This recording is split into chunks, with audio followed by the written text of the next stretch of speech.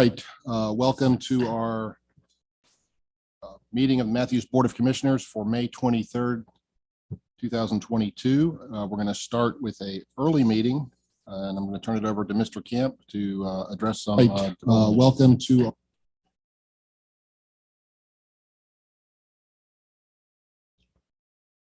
Okay. Well, thanks everyone for spending yet more time with me. I know you all carved time out of your busy schedule to have our small group meetings. And Larry had suggested maybe a time for us all to get together and kind of go over what we heard and what was discussed. I thought that was a great idea. So we set this meeting up today. What was interesting about the meetings is I sort of had a script, obviously, and I told you all that, but it was interesting to hear some of the same comments we were hearing throughout all four meetings, and also sort of meetings kind of went in different directions. So we had some unique feedback too.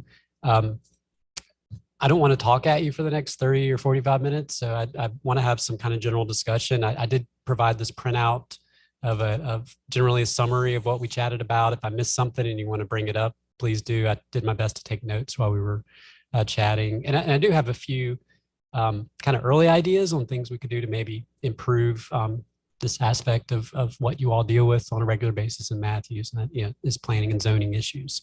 So unless anyone has any questions, I thought we could maybe just go through these kind of comments and kind of hear what you all have to think. Ken, I mean, number one here on the list, has new development, how has it helped the tax base? I think we could probably look at statistics on changes in tax revenue per acre, something along those lines. Did you want to kind of expand on thoughts, or is there a perception that maybe we thought if we approved X development that might solve some of our property tax issues? Well, I guess what it came up a lot during last year's budget. I know Renee and the mayor talked about this, as we were like, there's all these apartments that have been built. We thought maybe that would help get us closer to a budget we needed. Right. It didn't seem to do that. So I was curious with, everything that's coming and what we've approved, is there going to be a significant help to future budgets, or is it pretty minuscule? So I just was curious about that. We actually brought in a professor from, I can't recall her name right now, from Wingate University that did a sort of pay the freight analysis right before the pandemic. And the results, it was still more gray than I would have liked to have seen, but generally speaking, low density residential development is tough for your tax base. And we have a lot of that in Matthews. So a lot of your tax burden is actually carried by your non-residential development. I'd be happy to get you all a copy of that if you'd like to take a look at it. We didn't really chase it down much further because there's so many variables. It's really difficult. You're never going to arrive at a point where you say, this is the exact type of development that we should be looking to achieve. We could go back over the last, say, developments take a while from the time they're rezoned to the time they're on the ground and fully taxed. It can be 3 to 5 years sometimes, but for instance, like Eden Hall is finally built out and it was rezoned in 2014. So we could look back at a few key projects and look at the revenues we're seeing from those developments and see if that gives you an idea as you're evaluating, say, the new Margland townhome project, for instance. If you're wanting a better feel for what kind of property taxes we may see, we could provide a few examples that are now, built out and paying into our property taxes. Okay. Excuse me, Jay. While we're on the subject of taxes, instead of bouncing, because this came up a couple of times. Yeah, it did. Yeah, we can actually. Yeah, we can go to your comments. Go ahead. Yeah. I was just saying if we could stay on that subject just for a second. Mm-hmm. You mentioned about revenue per acre in our discussion. Yes. And you were going to do some type of analysis on that. And that may help in your answer to Ken as well, Commissioner, Mayor Pro Tem. Yeah, I think that's an excellent point, Mark. So we hired a guy out of Asheville named Joe Minicozy, who came and did a small study for the town, did some presentations, and he tends to look at development from a tax value per acre angle. And essentially he will make the argument that many communities over the past several decades, let's pick maybe a rural community somewhere in the United States. Walmart comes to town and they say, this is it. This is what we finally needed to help our, we're in a budget deficit. We're going to have all this new tax revenue. And what a lot of communities find is that strip development, one-story development with a lot of surface parking on a per acre basis actually pays a very low property tax for a community. So he may look at 20 or 30 acres of big box retail as opposed to 20 or 30 acres of mixed use development or higher density residential development. And it will essentially show oftentimes or most of the time that the latter is better for tax base when you factor in, for instance, commercial development, calls for service for police, things of that nature. So that's a way that it's one way to express fiscal impact. And we did it for some years in our staff reports. And for whatever reason, we were kind of asked to take that out of staff reports about 5 years ago. I don't know if, we had citizens come to public hearings and they would see the number, this residential development is going to generate $32,000 a year in tax revenue. And they would say, well, you're cutting down trees and you're only going to get 30,000. So it kind of became a talking point for opponents of zoning, and it kind of muddled the process sometimes. But I've still always felt that it's useful data, and I would love to bring that back and incorporate it in our staff reports if you'd like us to. And also part of that discussion was the fact that multifamily or apartments actually have a depreciation value. They decrease in revenue and in value. So their tax base drops over a period of time, whereas single family appreciates over time. So there was an analysis that was going to be given there as well about what the overall tax increase, tax revenue is over, say, a period of 10 years for multifamily or single family in the same footprint. Anyway, I'm sure you haven't had an opportunity to do that yet. So, but I just wanted to bring that up as part of the tax discussion, so that because it's quite an interesting subject, actually. Yeah, I would love to know more about that. That's a tax assessor's office question, and how they look at multifamily. And I don't know if it's like a sales approach versus a comparables approach. They have different ways to look at valuations. But I recall during the Great Recession and the reval process, you actually saw some apartment communities really drop in value. And then when we emerged from it, I forget the name of the project on Monroe Road, once the sales came through, they went from like 10 million to 30 million in value. So it's a little bit different than single family. We'll be happy to see if we can clarify that.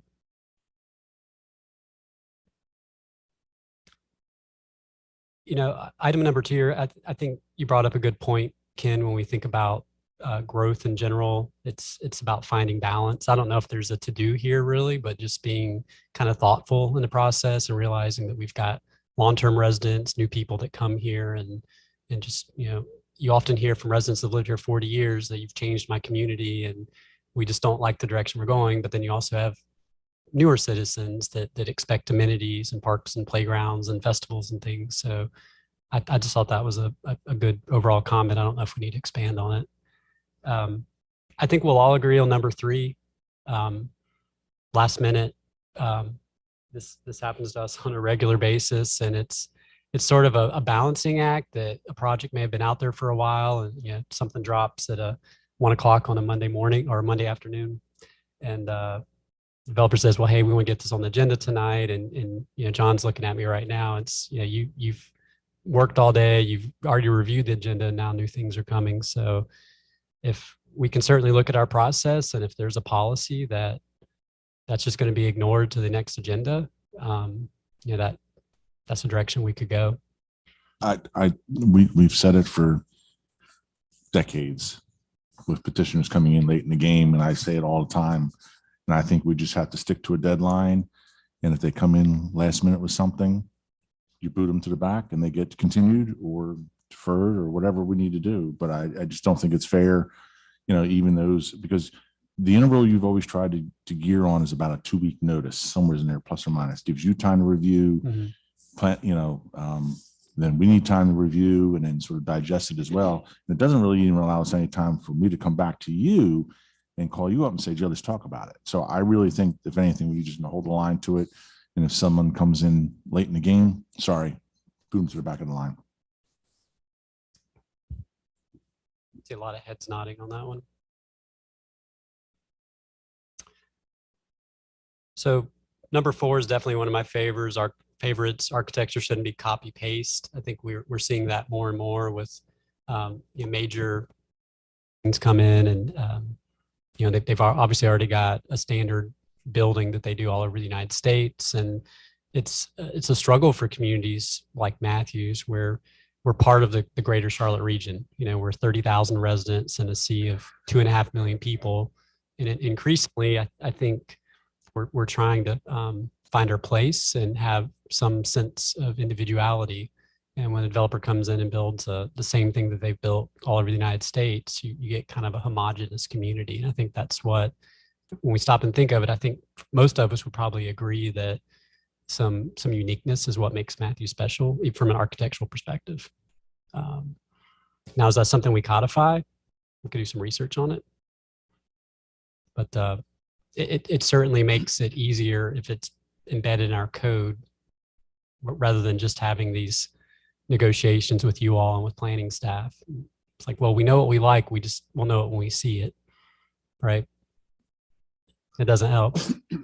Yeah, a buddy of mine made a comment probably in the mid 90s when malls were popular. But he said, we were in, I think, Cherry Creek Mall in Denver, Colorado. And he said, this could be South Park, this could be Hawaii, this could be California, this could be New York. You have no idea what city you're in because all the malls look exactly the same. They all had a Baby Gap and a Orange Julius and whatever. They were all exactly the same. I think they just had a couple of people that were building malls all over the country. No distinctive flavor of any community you're in. But I think, Jay, one of the things we talked about is your downtown design guidelines. If the board could come to a lady and gentleman's agreement, what zones we would want to really preserve and kind of work towards and talk about the architecture, and then you sort of let the periphery loosen up a little bit to give it some of its own individuality. I don't think we can do it town-wide, but we definitely, as evidenced by the Exxon debacle, that should have been a salvo right over top of our heads that we have a problem. Mm-hmm. So we really don't have any. How old are the design guidelines now? What are we? About 25 years old. Wow. Okay. They've been modified along the way. I think we could. A lot of the other communities are codifying them over the other side. They're doing 180 degrees, and it's getting very, very tight and very restrictive. Like, every 15 feet, you're going to articulate, and you're going to have a window of X size, and it's going to be 40% of this facade, and it's going to have a base shaft and capital, and it's going to do this, and it's going to do that. I don't know that we have to go to those extremes, but I think there's enough language or vernacular in the town of Matthews that we can drive people to sort of make it more unique Matthews. And I think we've done a pretty good job. I really think that the 2 Capital project behind Academy Sports was, very endemic of this area. It's really, really fresh. Stuff at Wyatt's done is fresh from that standpoint, but we're still going to get the sort of ubiquitous developers coming in here like Bojangles and Panera or whatever. And we're just going to have to realize that we're in demand town, and we don't have to say yes to everything. We can easily just tell them, give us something new or something Matthews, or have a nice day. Jay, y'all help me. I hear so oftentimes, this is not Matthews. What is Matthews? And I'm asking, not being sarcastic, but I know when I first came on, we were England colony type buildings and stuff. So I hear now, this is not Matthews. Help me so I'll know what is Matthews, because what I'm seeing is Matthews has evolved into a lot of different things. So is Matthews what each commissioner want Matthews to be, or is it a conglomerate of what we think going forward that we want our town to look like? Well, yeah, Jay, answer that. Answer that, Jay. We have an answer. Taking notes. Go ahead. Nadine's joining us remotely. She couldn't be here this evening, but she said that's hopefully what the comp plan will help answer is setting out. It's not just how we grow in terms of what the uses are, but community vision, like what physically, what do you want the community to look like? You know, parks, greenways, architectures, front porch community, things of that nature, more walkable, you know, less rubber stamp architecture throughout your community that's homogeneous, which, you know, if you think about it, when people take vacations, they're oftentimes looking for somewhere unique or different. People don't go to a community because they have the same Walgreens pharmacy on the corner, the same big box stores in the shopping centers. So I think to answer that question, I think that my view is the town seeks to have individual character, and what that looks like architecturally is maybe up in the air a little bit. Yeah, because when I look at the different developments around, different ones, they have different design, different looks, which I'm not opposed to that, because I think as the town evolves, so do we. Now the downtown area has evolved into a very nice modern looking place. North End, and when you come on up and Heckle, Jekyll, and Hyde, I mean it's they're all different, and that's a good thing. But when I hear people say that's not Matthews, we want Matthews, I just need no clarity, because when I first came, Chris Query was dead on this colony, old English type stuff. Williamsburg. Williamsburg, yeah. We did, but we got away from that because that wasn't really popular with the development. And then I see a lot of these questions. We talking about the average home here. And it's not just here, it's everywhere, because I talked to somebody else down east of Raleigh, and their average house is running the same as ours here, the upper low 400 to the 500,000.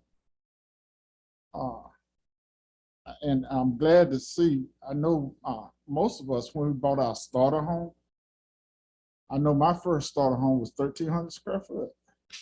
And it sufficed me and 2 little girls and my wife on a Doberman pension. And it was a pretty good house to get started in. But I listened to hear the last year that the smallest footprint of a house is 1,800 square foot upwards.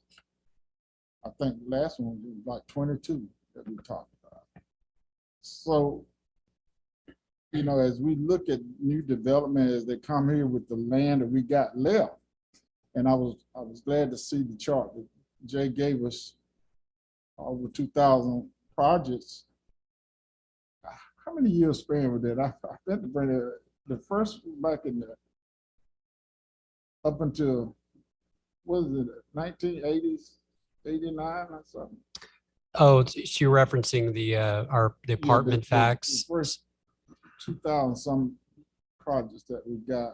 Yep, we built about the length of time between those from the ladder.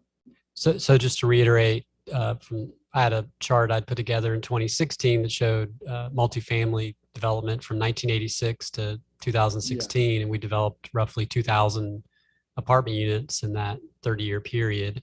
And we still got about another 2,200. We have 2,200, roughly over 2,000 housing units proposed today on our rezoning website. Right.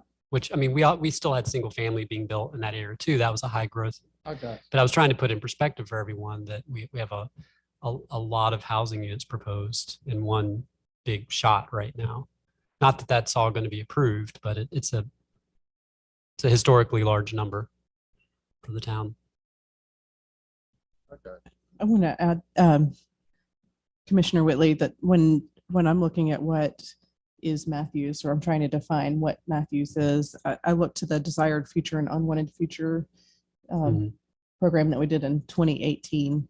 and it lists a lot of what people want to see in Matthews and what they don't want to see. Some of it is the same thing, but it puts things into perspective for me about.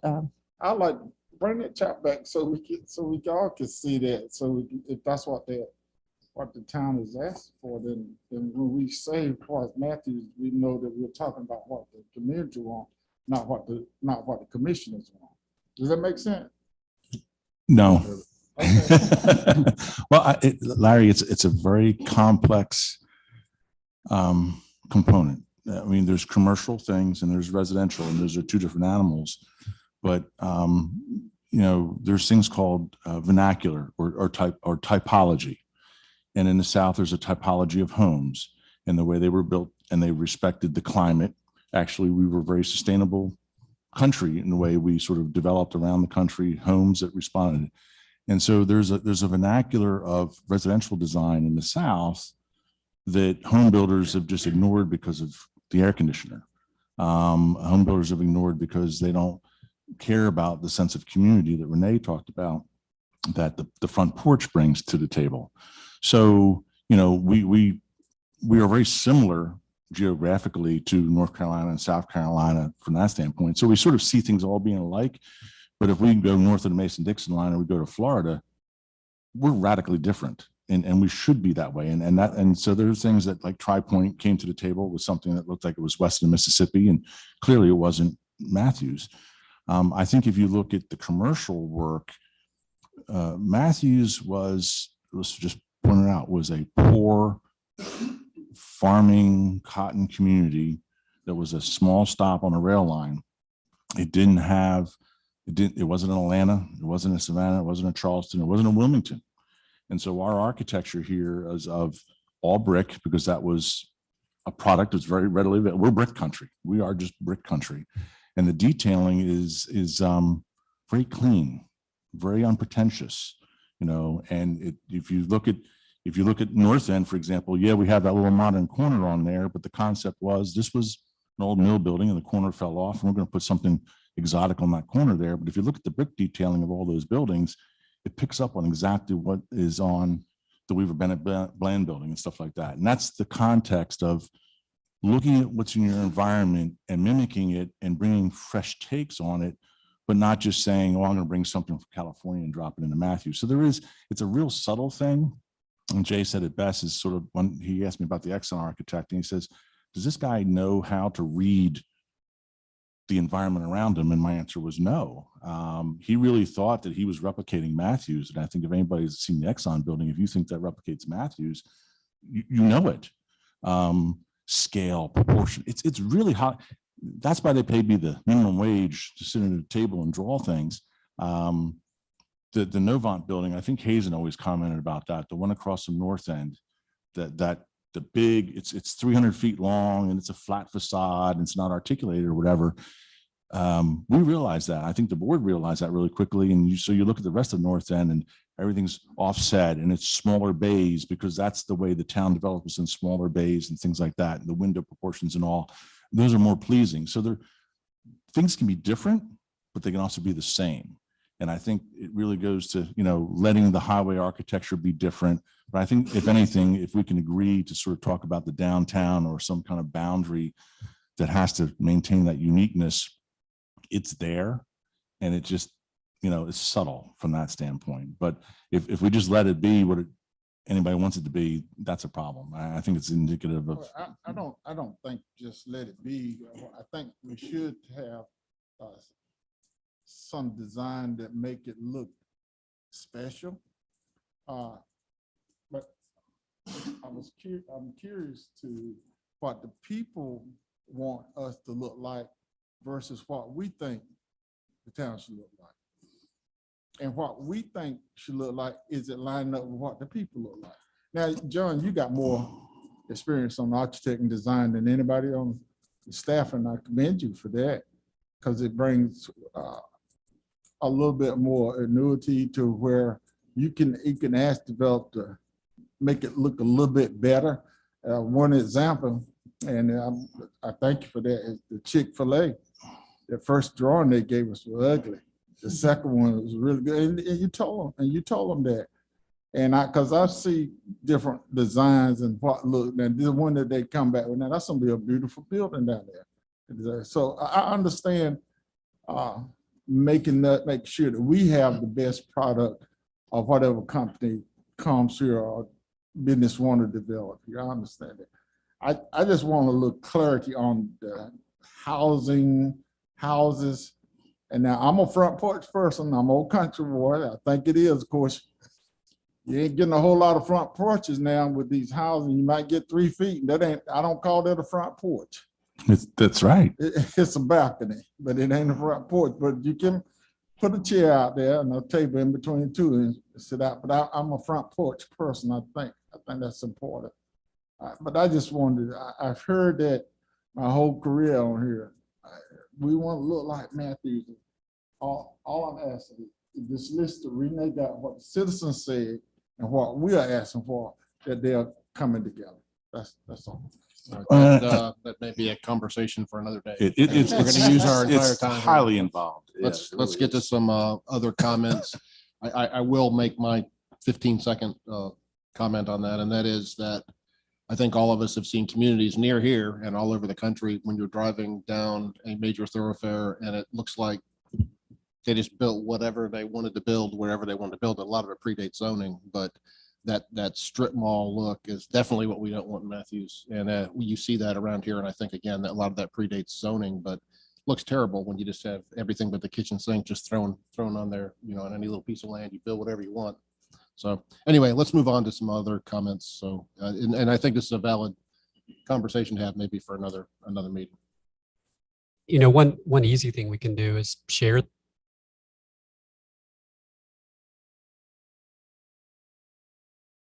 a nice compliment for sure.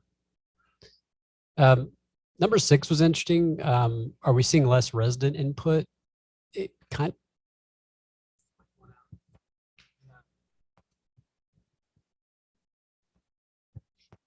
We need to check our battery supplier. Those mics don't Yeah. last very long. Get about 3 minutes out of them and they're done. But for me, as many public hearings as I've sat through, it definitely feels like there's maybe a little bit of apathy in some communities. We're not seeing the amount of public involvement we have in previous years. I don't know if this is just, it seems to be post-pandemic. So I don't know if we're not doing a good enough job of publicizing. I mean, we do the same thing we've always done. We put the zoning signs up. We get phone calls still, but and I don't know if it's because our meetings are still coming back in person, if people kind of became accustomed to watching via Zoom, but it's just something, community input is so important in this process. It's something that I think we should be aware of.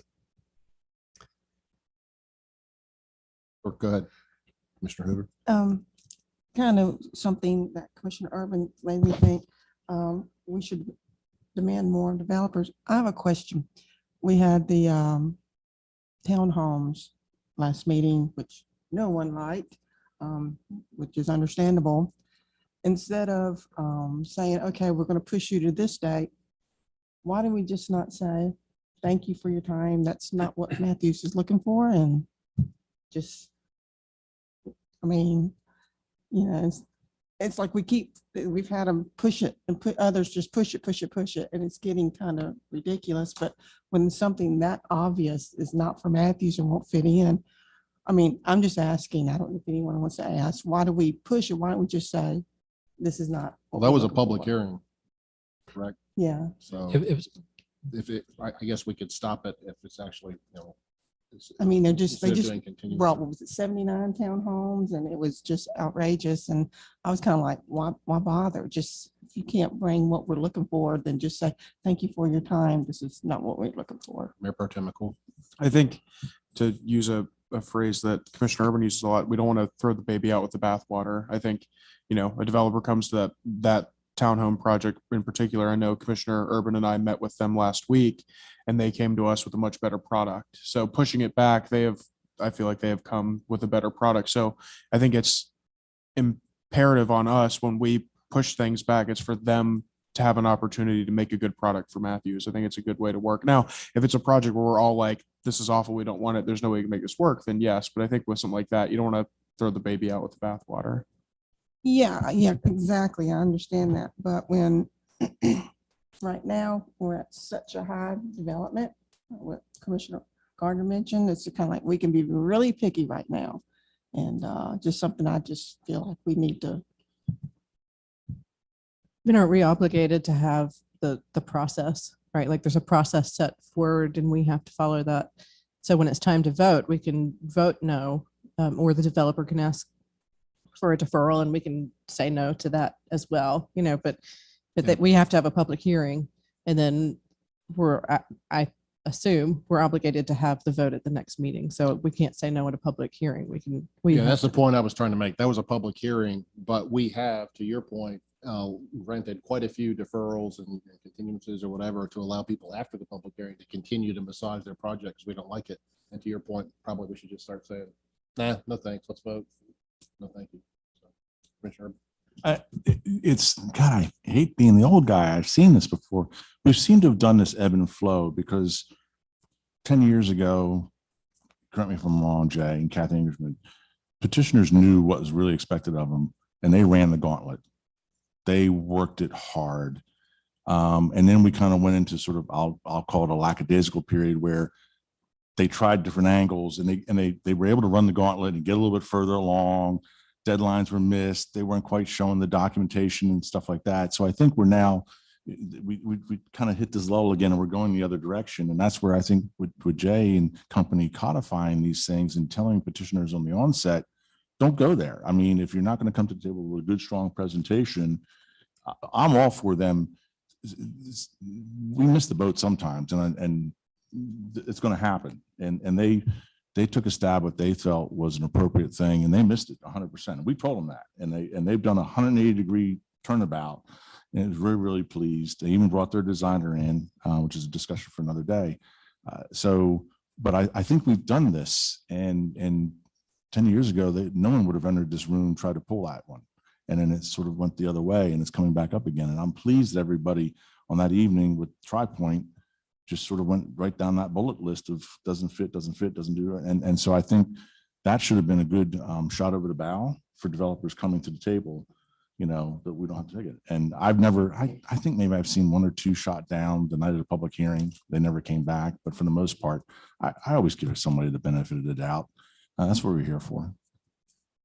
So I asked Darren, I think last week, to start looking at other communities' rezoning process. And you were telling me earlier that the town of Cary, for their, I'll call it mega projects, larger projects, they have a 9-month horizon on the zoning. They actually do a planning board workshop before the public hearing. Planning board takes first crack at it, gives feedback, which I think is great. So it's more of a workshop, less about a vote. It'll go to the hearing and the board might send it back to planning board or they might advance it further, but it may have multiple public hearings, but it gives them a lot more. It has more structure. Today, developers aren't as prepared. There's worry over rising interest rates, trying to get land under contract. So projects come in, they're not really ready. And then we get deferral. And it makes our job and your job, and even citizens trying to keep track of what's going on, it's difficult because the project, there'll be silence for 2, 3, 4 months sometimes as the developer tries to put all the pieces together. Is there a limit on how many times they can defer? Now, your board can say, we're ready to move on. I'll tell you, move on.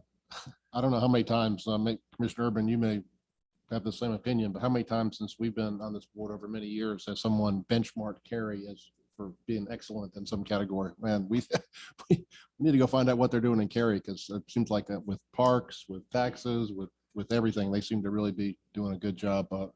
Mr. Whitley. I a couple of questions for moving on with time. And I think this came out of yours, Mayor. How many acres of green space land do we have left? You know? Just a probably less ballpark. than 20%, maybe.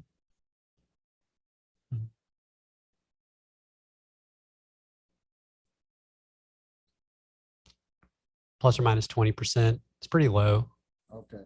Second question is the fees that they pay for when they file. Where does that money go and versus impact to the town? So filing fees for rezoning, Yeah, so they're fairly low. Well, in the grains, we do look at them about every other year to look at what other communities charge, but large scale rezoning robs at about $1,000. So that covers your process. They do have the TIA, which is independent. That's a new process. But that's the primary fee paid to the town. I think when me and Gina was talking, so whenever a developer comes and pay that processing fee or the filing fee, there's no guarantee that that project is gonna make it through. Is that correct? That's They right. know that. Okay. Yes. And my only point was asking, I was trying to see, because I see a breakdown each month, how much the town took in for filing fee, and it seemed to be quite substantial over a year. And I just, we're taking all this money in, and I think it's a process if they know that. And but I think I asked too, once they approve our project is approved, it still has 3 to 5 years to start development. So even if we approve something, it might not be within the next 5 years of RIM or getting started, but that could offset the time. That's why I was looking at the time for the first 2,000 some project versus the time of the next 2,200 housing projects. But I'm done for that. So for time, so I just wanted to know those. Thank you. Yeah, we're quickly running out of time. Does anybody have any question from their session with Jay that's particularly a burr in their saddle or something they want feedback in? She'd like to bring forward right now. We have about maybe 15 minutes left. I have something. I do think it is helpful when we know how staff feels about certain projects. And I would like to hear those before going into a meeting heavy on planning items, just so that sharing your perspective gives me something different from my own thoughts. And so I can be better prepared going, before a developer coming before us. Do you want that staff report or just staff being available for phone call or quick meeting or a little bit of all of the above? Definitely in the staff reports, obviously, but you're talking about prior to the hearing. Yeah, prior to the hearing, and I'm not sure if that's if that's something that staff is comfortable sending out, then that would be helpful. Just because then I don't have, it's one less thing to remember. But that's just one opinion of many. So that was the share staff comments. Yeah. And this may be a question for Charlie at another time, but are there any concerns from an ethical or legal standpoint of you sharing your opinion, i.e., I just don't like this development because I don't like the architecture, but it may meet our land use plan. I mean, do you have any? Is there anything you're bound to as a planner in your bag of ethics that would forbid you from being totally forthright in what you truly felt about a project? I would argue that that's why we're here. Okay, for the, I would for the too. community. I would too, but I don't want you to hold back. Well, ethically, as professional planners, you don't change your opinion mid-process. If I came in and said, hey, I think this project's a great idea, and I do a 180 and say, I kind of changed my mind. I mean, I think that kind of undermines. So I think you're going to notice we kind of carefully provide opinions to you all. Like we think through it. These are not just, gut reactions. Like there's a process involved. I agree. I know several people made that comment, and when we see, well, this meets our land use plan, that for me, that's not terribly helpful. I mean, that's like, well, okay, that means it's the bare minimum. Yeah. Right. So that was my biggest takeaway is you just want more blunt honesty. If the project's not good, we'll tell you it's not a good fit for the community, and we'll probably have justification for why. who hasn't had a chance to speak? Commissioner Tefano, do you have something? I have something that's actually not on any of the items. If I could just make a quick comment. Have at it. One of the, of course, we have tree save capability of determining where it is if it's a rezoning issue. But do we have anything we can do about by right development? The issue on South Ames Street was just a terrible example of how they took advantage of the tree save they adhered to it, but it was in an area that it was totally in the back of the property that no one will ever see. So, And we heard about it. and we heard it. No, I was standing there while they were bulldozing the property, and it was horrifying. So is there anything that we can do legally on a by right development to specify where the tree save has to be? We'll have to do some research Yes, on that. just a general But question. we're happy Right. to do that. I think we'd have to change our tree ordinance. Yes, And it really needs to be highly encouraged, but I don't know that we can legislate it because there may be times where you don't want trees right in the middle for whatever reason, but who else had a comment? A couple people had their hands raised. Commissioner Hoover, did you have something else? John? Thinking this was a great exercise. I'd always wished that staff would push back more because you're the horizontal experts, the two-dimensional planning aspect of it. You're ULI, Land Planning Institute, you're learning all the new things, the whole gizmos and all that kind of stuff. We don't read about all those things. So it's very important to come to the table. I think the underlying piece of this brings back to my discussion many times with this board, this previous boards, is a design review board, and giving that serious consideration, because that allows you to significantly vet a petitioner. It allows that design review board to take these questions and investigate tax analysis. It can investigate what Cary, North Carolina is doing and stuff like that.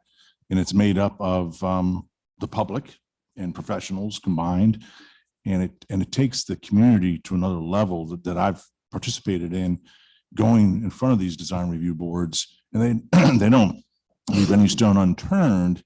And you may say, well, it's going to cost the developer more. Not actually. Actually, the developer is going to do as much as they are right now in bringing materials together. But the design review board is given the time and its scope to deal with that. And it makes the decision process for the board a lot easier. Now, the board has to take in the political factors, the people in the audience with the pitchforks and the flamethrowers and all that kind of stuff. But the design review board does the technical lifting and the aesthetic lifting, the policy lifting, the zoning lifting and stuff like that, and vets it. And it gives comfort to both planning staff and the board, because frankly, we're at a finite level of land left. And these are 100-year decisions. And I also think that when we're doing process, we're looking at like Wingate Commons, the old name of the Lat Purser project. That's not something we deliberate in one evening. To me, that's a 9-month ordeal. And so a design review board would take 6 months to go through that, meeting after meeting after meeting, and really vet it from that standpoint, so you get the highly qualified project. Maybe there's a hybrid on there someplace, but I just don't think we give fairness to these multifamily projects that in one night we hear it, the next night we're like, yeah, yes, yeah, no, or whatever. And then occasionally we get something built and we're all looking at each other like, did we really approve that? So that was my 2 cents. Thanks. Also, just as a comment to staff, you guys provide and gals, forgive me, guys tonight, provide the continuity. We're fleeting politicians that could be voted out or choose not to run at any moment. So we could always have different people up here, but you guys are the backbone of, continuity of what happens. And I think, for instance, I saw Kathy today. You can tell that she was here for a long time and had a great influence on what was allowed to be built here because of her influence. So that's a good thing, and something that you can take a lot of pride in, knowing that you're advising us, but we're very temporary in the vast scheme of things. Anybody else have a comment? Or I guess we can go back to the questions. If not, go ahead, Commissioner Carter. I also, going back to asking staff for comments, I also really appreciate when we hear things that are exciting to you, because, it's easy, I guess, to see all the sort of status quo things that come before us. But when you hear something exciting, you think about the potential for not only that project, but other projects. And so when I appreciate when something like that comes up, if you bring it up, then we can, keep pushing other developments to do more of that, or, grow on that. Yeah, I don't know if that was you or someone had mentioned in here about continuing education, whether it's, Becky, we could send out some articles in the weekly update sometimes, just from CNU or Smart Growth or some of those various websites have a lot of, I kind of forget share this information sometimes. And like, it's a constant process. We're always learning. Somebody mentioned development tours. Happy to set up another one of those again if you all kind of want to put boots on the ground and go out and check out some other places in the region, because there's a lot going on. You don't have to leave the Charlotte region to see some great places. Thank you.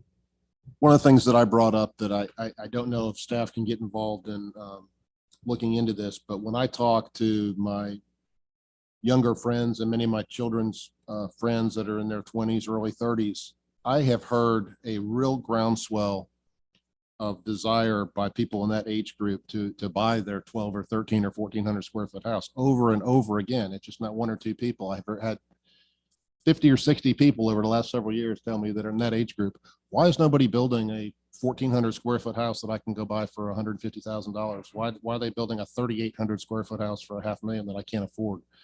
And if they can achieve that by doing quadplexes or other things we've talked about, I have to think there's a big demand for that. I'm really shocked that nobody's doing it. Maybe there's more money in building the bigger houses. I don't know, but I hear an awful lot of younger people and some older people also that don't want a 3,800 or 2,800 square foot house. They'd be perfectly happy with, 2 bedrooms and a bathroom and a place to watch TV, and that's it. So if we can, I don't know if we can attract that. I know one of the issues we talked about when we talked about it was maybe people that live in the 3,800 square foot houses don't want 1,200 square foot houses next to them. But if you could do the quadplex or quadruplex or whatever, build something that looks nice, I think there's a huge untapped market. And a lot, this would move a lot of young people out of apartments and into houses too, if there was something more affordable.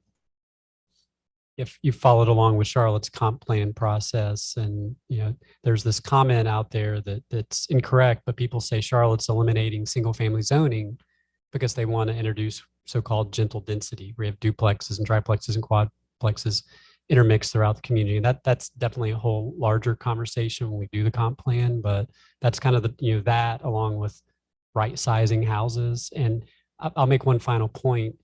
You will never hear us recommend, don't approve a project because it's for sale or for rent. Ethically and legally, we're not going to discuss that in a zoning matter. But what you are going to hear us say is we need to provide a mix of housing types and ownership opportunities. Right now, about 70+% of our proposals are for rent. So we're seeing fewer opportunities with new construction for people to have an opportunity to purchase in the town. And that's an overarching concern that we need to continue to address. But thank you for your time. I know we need to break down some tables here. Anybody have any final questions? We have time for maybe one more. All right. Well, we appreciate you meeting with us. I think it was very helpful. Thank you. Let's take a quick break and we'll come back at 7 for a regular meeting.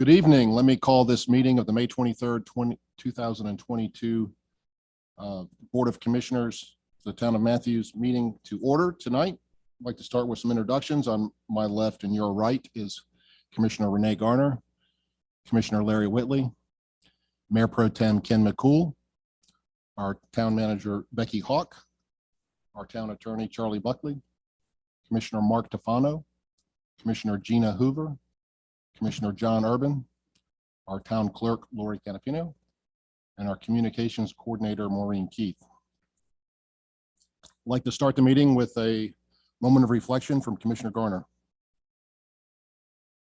Let us take a moment to gather our thoughts and reflect on our priorities as we prepare to make decisions this evening.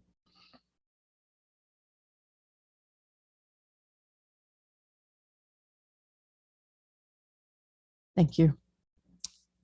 Thank you, Commissioner Garner. Please join me in the Pledge of Allegiance.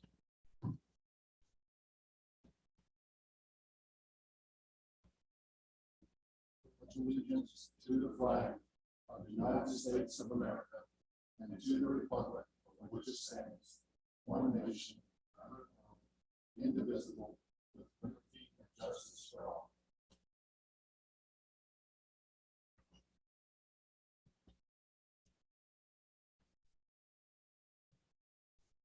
We have any items to be added to the agenda tonight? Becky? No, Mr. Mayor. Thank you. Public comment. Have we had anybody sign up in advance for public comment? Lori? Anyone who is in Zoom can also participate by using the raise hand feature. If you're on a desktop or mobile device, you can click raise hand in the webinar controls and you'll be recognized by the name listed in your Zoom window. Maureen, do we have anybody in the Zoom audience that's wanting to speak? Does anybody here in the room want to speak? We have a big crowd here tonight. No. Okay. Thank you. Move on to item number 6, recess the regular meeting for public hearing on the fiscal year 2022-23 budget. So moved. A motion by Commissioner Whitley, a second by Commissioner Urban. All in favor? All opposed? That passes unanimously. And we'll go on to Town Manager Hawk.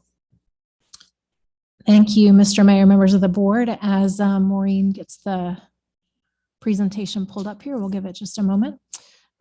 So what we have here tonight is, of course, the recommended FY 22-23 annual budget that we have been discussing for the last few weeks. So a broad overview of what is contained in this budget, it really does focus on setting a strong foundation to meet our operational needs of the organization and continue to provide high quality services to our residents. The highlights, of course, include no tax increase proposed in the budget, no fee increases other than a very minor increase to facility rentals. This budget does include a 7% cost of living increase for employees, the purchase of additional public safety equipment and vehicles. It includes 1 new position as well as 2 part-time positions moving to full-time, and a number of new software programs to help us improve our efficiency. This is just a look. We like to look back on this budget compared to prior year budgets. So the proposed budget for next year is approximately $28.5 million, which is sort of right in the middle from where we started out in our current year compared to where we are currently with our amended budget at about $30.5 million. Taking a look at revenue sources, property taxes is always the predominant driver of our revenues. And next year, we are looking at about 58% of our revenue coming from property taxes, 23% from sales tax, 10% from state shared revenues, and 9% from other sources. Taking a look at our tax rate history, we had a revaluation back in 2020. That brought us to 28 cents, and we have come up just a little bit since then. We moved to 29.5 cents last year, looking again to stay flat for next year. But over our 10-year history, we have been as high as 35.5 cents. So what's helping as we look towards next year? The biggest drivers really are sales tax. We are expected to be up over 18% from the 21 fiscal year. And we do expect a number of those increases to continue into 2023. This budget that we have before you tonight does include those revenues continuing to increase by about 5% next year. So it does give us some room that if things do slow down a little bit, that we still have room to make those revenue projections comfortably. This budget also includes projecting a 3.5% increase in our real property tax over last year's budget, and that's from natural growth. Some of what we were talking about in our work session related to some of the new development that we've had in town is the major driver of that increase. We're also expecting some increases to our PAL bill funding to help us fund our road maintenance efforts. And just a big shout out again to our department heads. They've done a phenomenal job in proposing increases where needed, but otherwise looking to trim in other places and keeping things flat on our operations side. That is helping keep us balanced. And a special note, our workers' compensation mod rating. This is how we compare to our neighbors in our insurance risk pool for workers' compensation. We have a 0.71 mod rating, which is the best, if not one of the best in the entire state. And we are very proud of that. And that is helping with those renewal costs. Becky, I have a question on that. Sure. Is that mod rating based on how much insurance is utilized? It is based on how many compensable workers' compensation claims we have, how many lost time claims we have. That's how they come up with that calculation. So anything lower than 1 is considered good. A 1 is what they would expect based on the number of people that we have in the various positions. And so anything lower than that is great. A 0.71 is phenomenal. Thank you. Thanks. So we are facing some budget pressures. The biggest one is increases to our state health plan insurance premiums. Those are expected to go up $340,000 next year compared to this year. We have also had some mandatory increases in our state retirement contributions, a 0.75% increase for firefighters and general employees, as well as a 1% increase for law enforcement. When you put all that together, it is an increase of just over $83,000 in next year's budget. And of course, inflation. We're all experiencing it every time we go to the grocery store and the gas pump and everything else. But we're looking at about an 8.4% increase in CPI. And we already know that we are low in our pay scales. And so we have scraped and are very pleased to have found 7% in this next budget as a cost of living increase for all of our full-time and regular part-time employees. And then we have plans, of course, to continue to move forward with a pay and classification study, and we'll be revisiting those salaries mid-year. Becky, what was the increase last year in the state health insurance? Do you remember off the top of your head? So we had a big mid-year increase. So the health plan runs on a calendar year. So we brought forward the percentage. I know it was, I think it was something like a 24% increase in premiums. So we had to absorb that mid-year. This is anticipating, we budget for a 6% increase. And so this is building in that expected increase for next year on top of the current premiums that we're already paying for this year. Yeah, on top of the increase that happened. Yes, yes. And do you know the dollar amount off the top of your head? I remember it was a staggering amount when it came up, but couldn't remember. Yeah, I know the board had to do a budget amendment of, oh gosh, it was a couple $100,000 to get us through the last 6 months of the fiscal year, but I can get you that number if you want it. Okay, thank you. That seems to ring a bell. Yeah. 200 and something thousand. Mhm. Is that budget? So investment in people and resources, again, as we've talked about, we do have the 7% cost of living increase for our employees. And we're also making some changes. We've actually already made them to our part-time temporary employees, looking for a base pay to increase to $13 an hour. And that is up from 10, where it had been sitting for a couple of years. And that is just not moving the needle anymore. So looking to increase that to 13. And then we will be looking at this again as part of our pay and classification study to see what, if any, additional adjustments may need to be made when we move our other folks. We're also looking to transition our current fire and EMS volunteer stipend program to a part-time wage structure, and they will be making $13 an hour under that. That is an increase over the current stipend that they are receiving. And then we will still have a smaller stipend for a completely uncertified volunteer.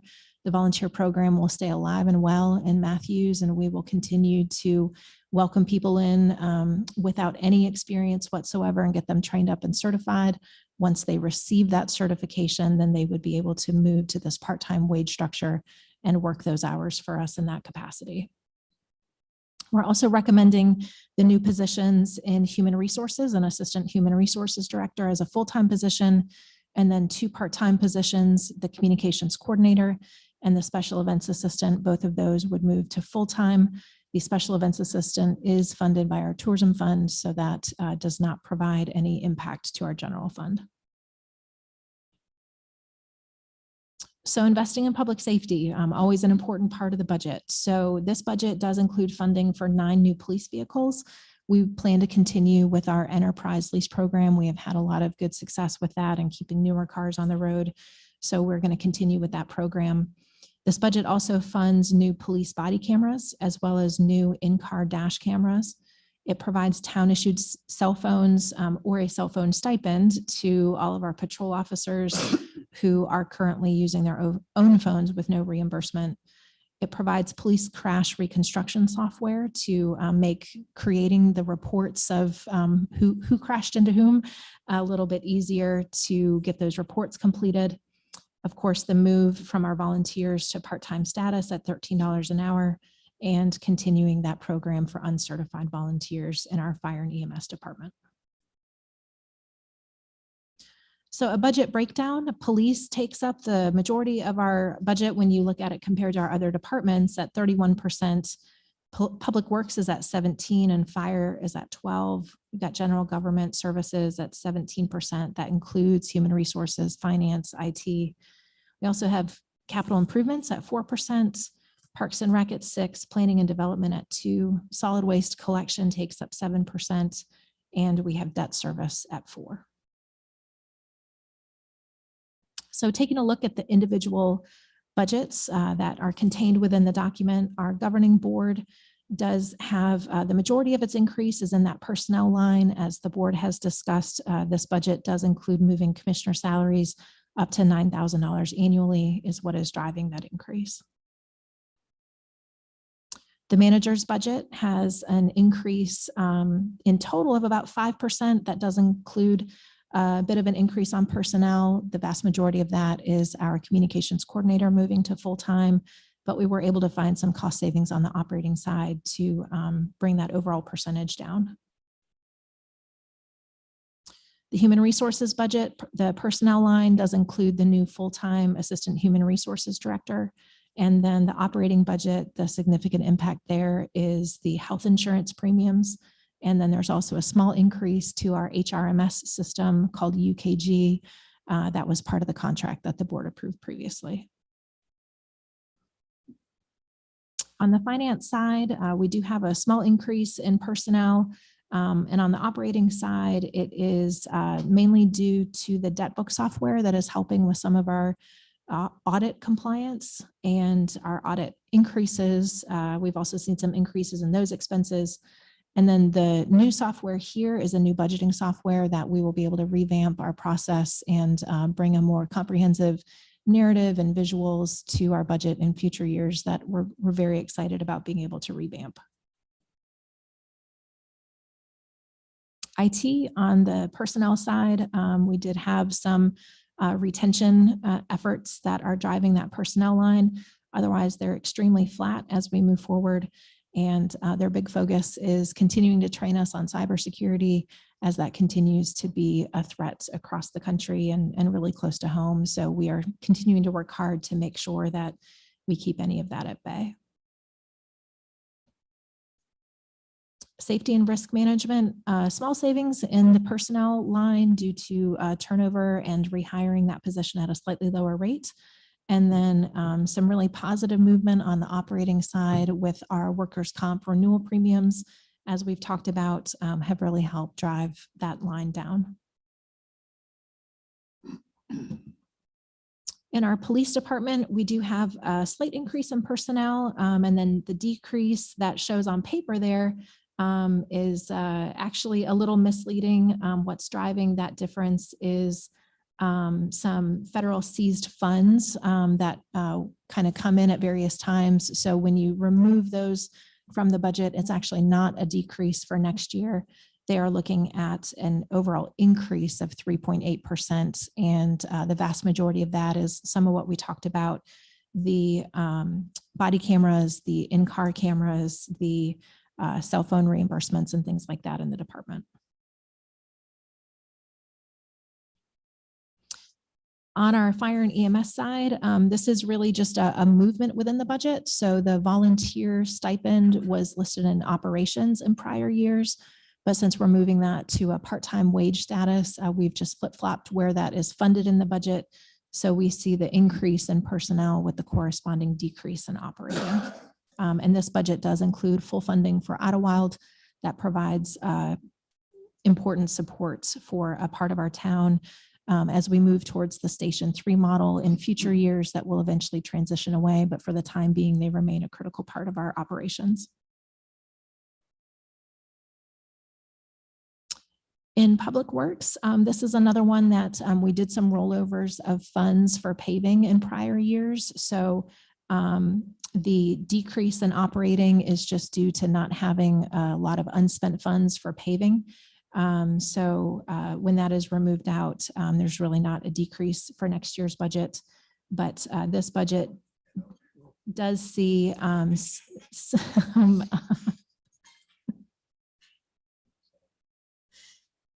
it's a good song choice.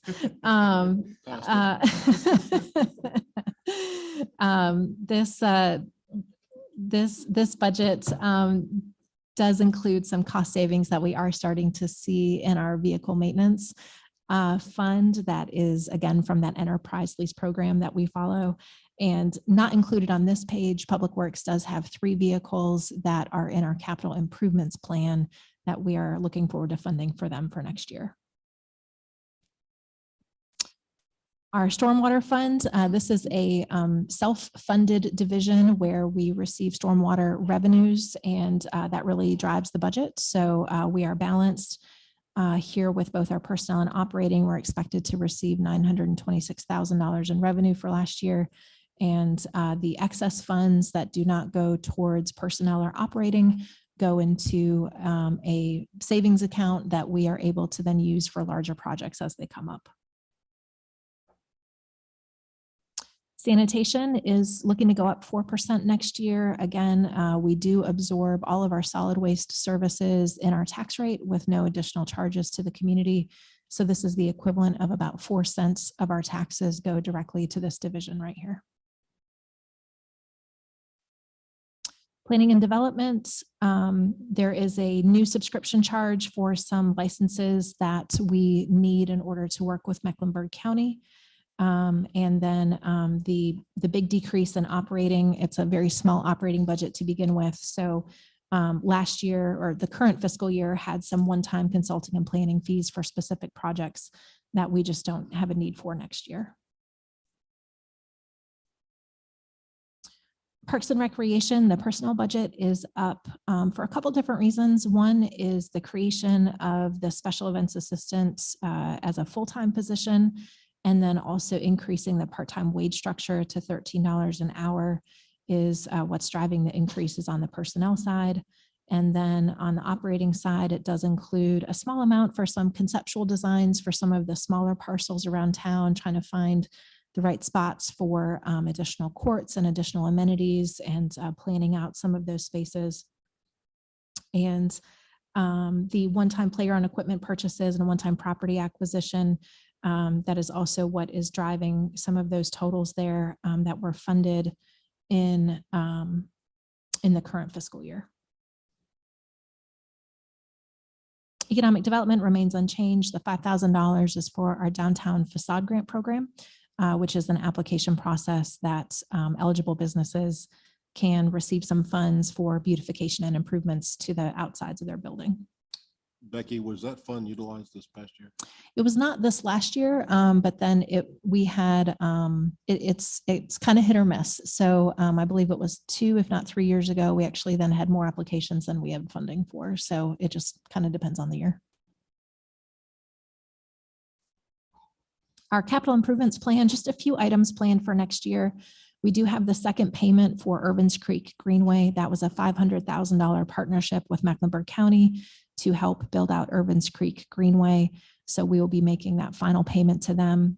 30,000 of those dollars will come from some recreation fees in lieu revenue that we've received. That just offsets the general fund impact. So the remaining 220,000 will come from the general fund. We also have engineering and design work for the NC 51 multi-use path from Trade Street to Independence Point Parkway. 80% of that cost is to be reimbursed in order for us to move forward. So our final out-of-pocket would only be 100,000 on that. We also have the truck replacements for Public Works, totaling 185,000 for 3 trucks, and then a continuation of our HVAC replacement program, putting another $100,000 towards those units. On the tourism fund side, just a couple of projects. One is continuing debt service payment on our downtown streetlight replacements, as well as continuing debt service payments on the paving that was completed on Matthew Station Street and the Fullwood Theater sound system replacement. And then continuing to put some funding away for the ultimate build out of the Matthews downtown loop along Matthews Mint Hill Road, as well as improvements to the Uten Pottery site.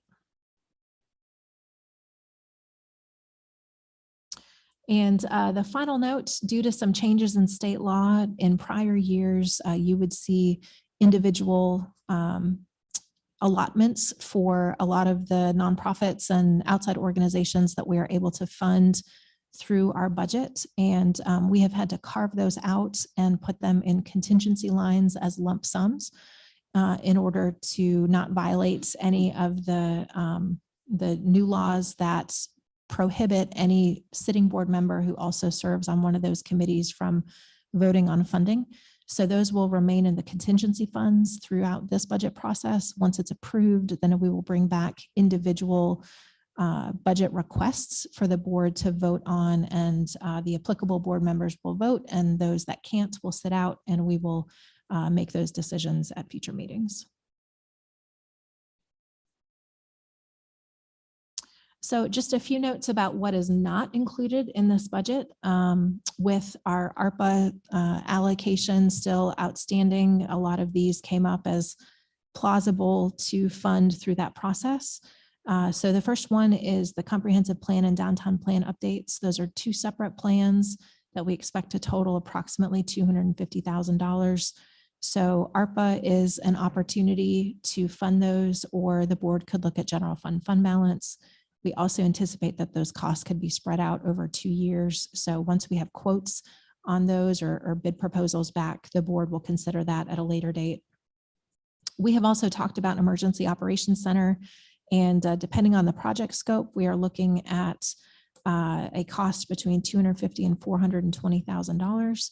This is certainly an ARPA option, and there is also some grant opportunities that are in the works that may help offset some of those costs. So as soon as we have information back on the grants, then we'll bring back the proposal for the board to consider at that time. And finally, the pain classification study.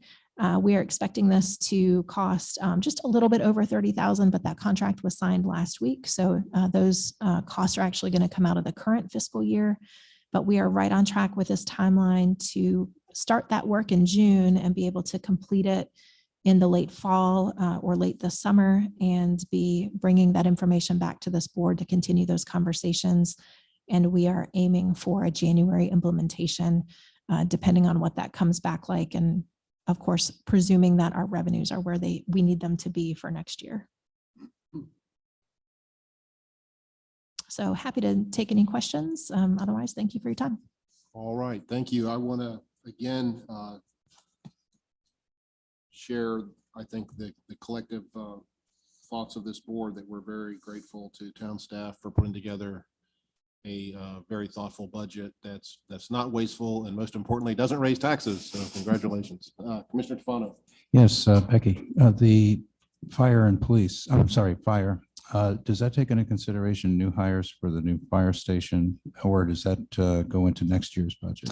So that's going to be in a future budget.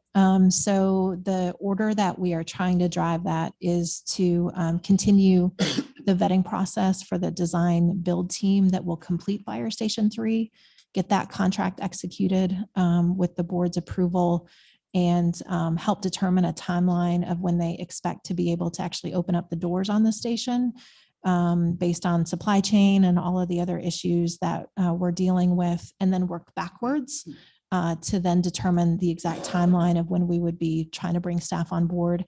We expect that if some folks are coming on uncertified, that it will take close to a year to before we would actually expect to open, that we would have to be hiring them so that we can have them trained and ready on time.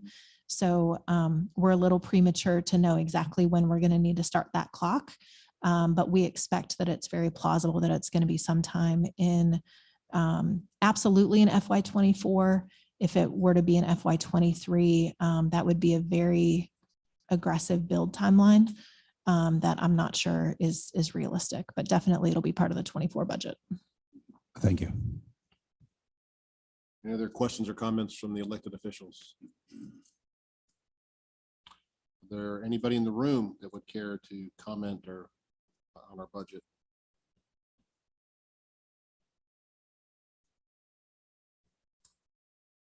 Anyone in the Zoom audience would like to make a comment? They can use the raise hand feature in Zoom. If you're on a desktop or a mobile device, you can click raise hand in the webinar controls and you'll be recognized by the name listed in your Zoom window. Or if you've joined by telephone, you can dial *9 to raise your hand.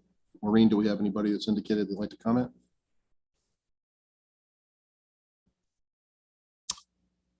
All right.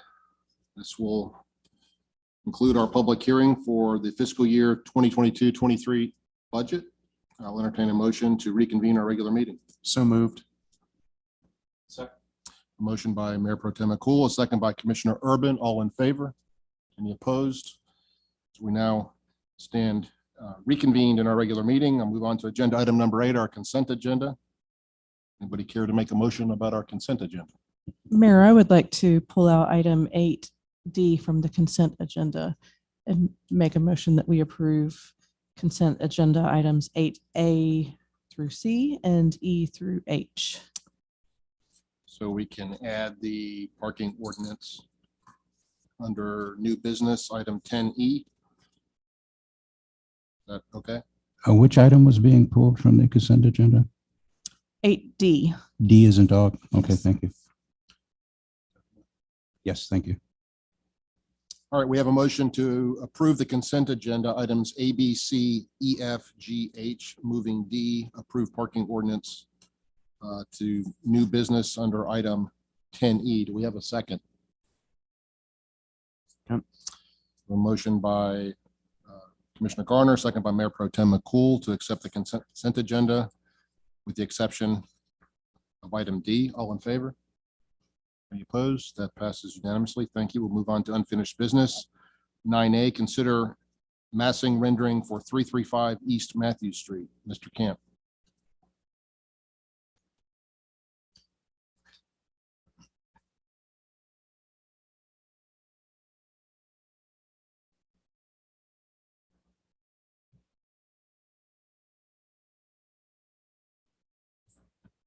That's better.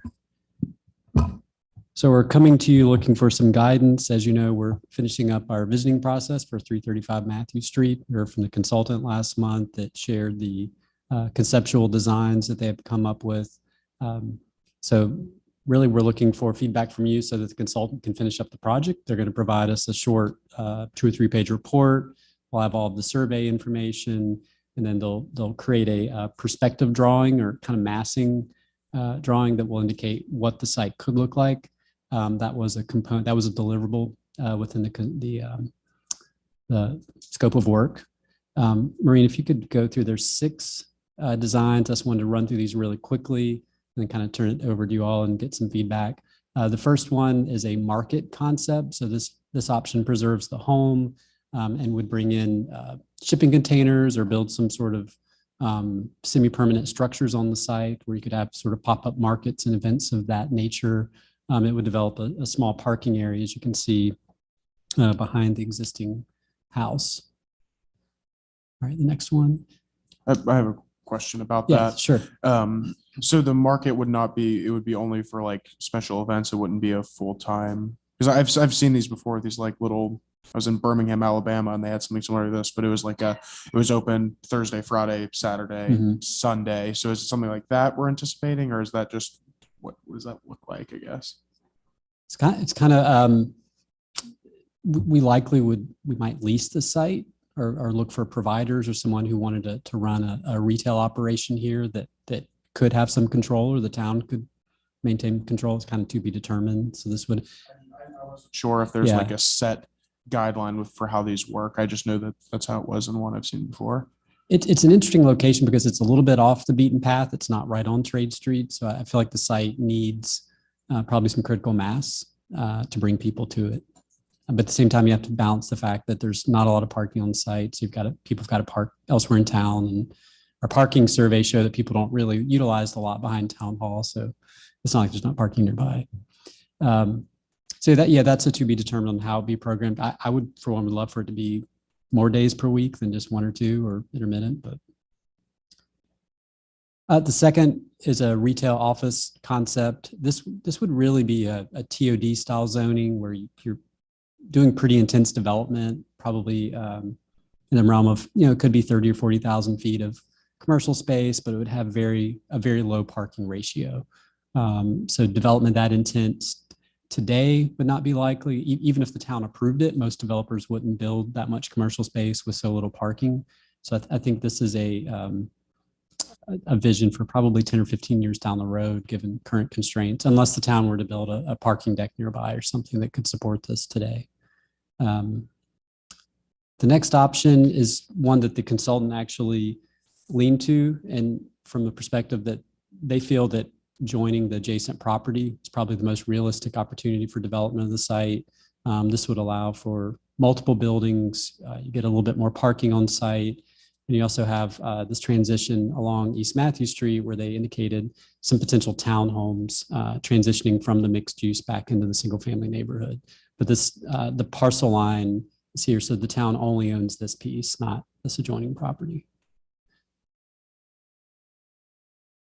This one's labeled multifamily, but that could be office or retail, could really be anything. But this is a take on just doing a much smaller structure on the site. It might be 10,000, 15,000 square feet max. It does have a larger parking area at the back. It's still a building that addresses the corner, so you still get a nice view as you're coming down Matthew Street, but much lower intensity than the previous version I just mentioned. We got one or two more here. And then that one was also done with the idea that it's potentially could be expanded. So you could develop that now, and additional development over the next decade or two could come in to complement it. And finally, so a more simplified version of preserving the home, which would just be to develop a small parking area to serve a potential shop or restaurant, retail business of some sort, and then maintaining a good deal of the trees and green space at the corner to the greatest extent possible, which was some feedback that we saw quite a bit of on some of the comments on the Facebook post. So we asked for 3 drawings, and the consultant actually gave us 6 versions to choose from. So we appreciate they kind of dove into this as they started looking at it and thinking about it more. They gave us more than we asked for. So with that, I'd love to hear feedback on and get some direction so I can give the consultant direction. Well, I'll start with my preference, and then we can go around the dais here. For me personally, I would like to see either the first option, the market, where the property may be leased, or a repurposing of the existing structure as is, as a shop or something, with the thought that it's probably a temporary solution until 10 or 15 years from now, when TOD would allow us to do maybe something like that Flatiron building. but for the next decade or so, and you know, I would prefer to leave it as is. I don't like the multifamily options at all. Mayor Pro Tem? I agree. I think the one that I'm most excited about is the market. I think that would be a really good option. I was in the same train of thought as it could be an option for the next 10 or 15 years until we get this TOD and we can maybe revision it at that time. But I think this would be really, really cool. I think that would be awesome. You still keep the structure in place. You could become a little restaurant, bistro, what have you. And then that market, I could see that being a big tourist destination. People would love to do that. So I'm a big fan of that. So that's where I'd lean personally. Like to hear the thoughts of every commissioner. Commissioner Whitley? It's a beautiful old home. And, you know, I like to see the house. I would lean more to the market too. I'm sorry, more to the market too. When I was in Hawaii, they had outside the vendors or right downtown, this green space that we're seeing here, it was a green space, and on every Monday, vendors came and set up and cooked different things. People came around, they strolled, they sat, they was able to eat, and then they had like a stage with entertainment for it. I'm looking pretty much here. And it was every Monday night, the pretty much like food truck Friday. It was vendor, but they, instead of a truck, they just set tents up and they cook different stuff there and offered to it. But people really enjoyed it.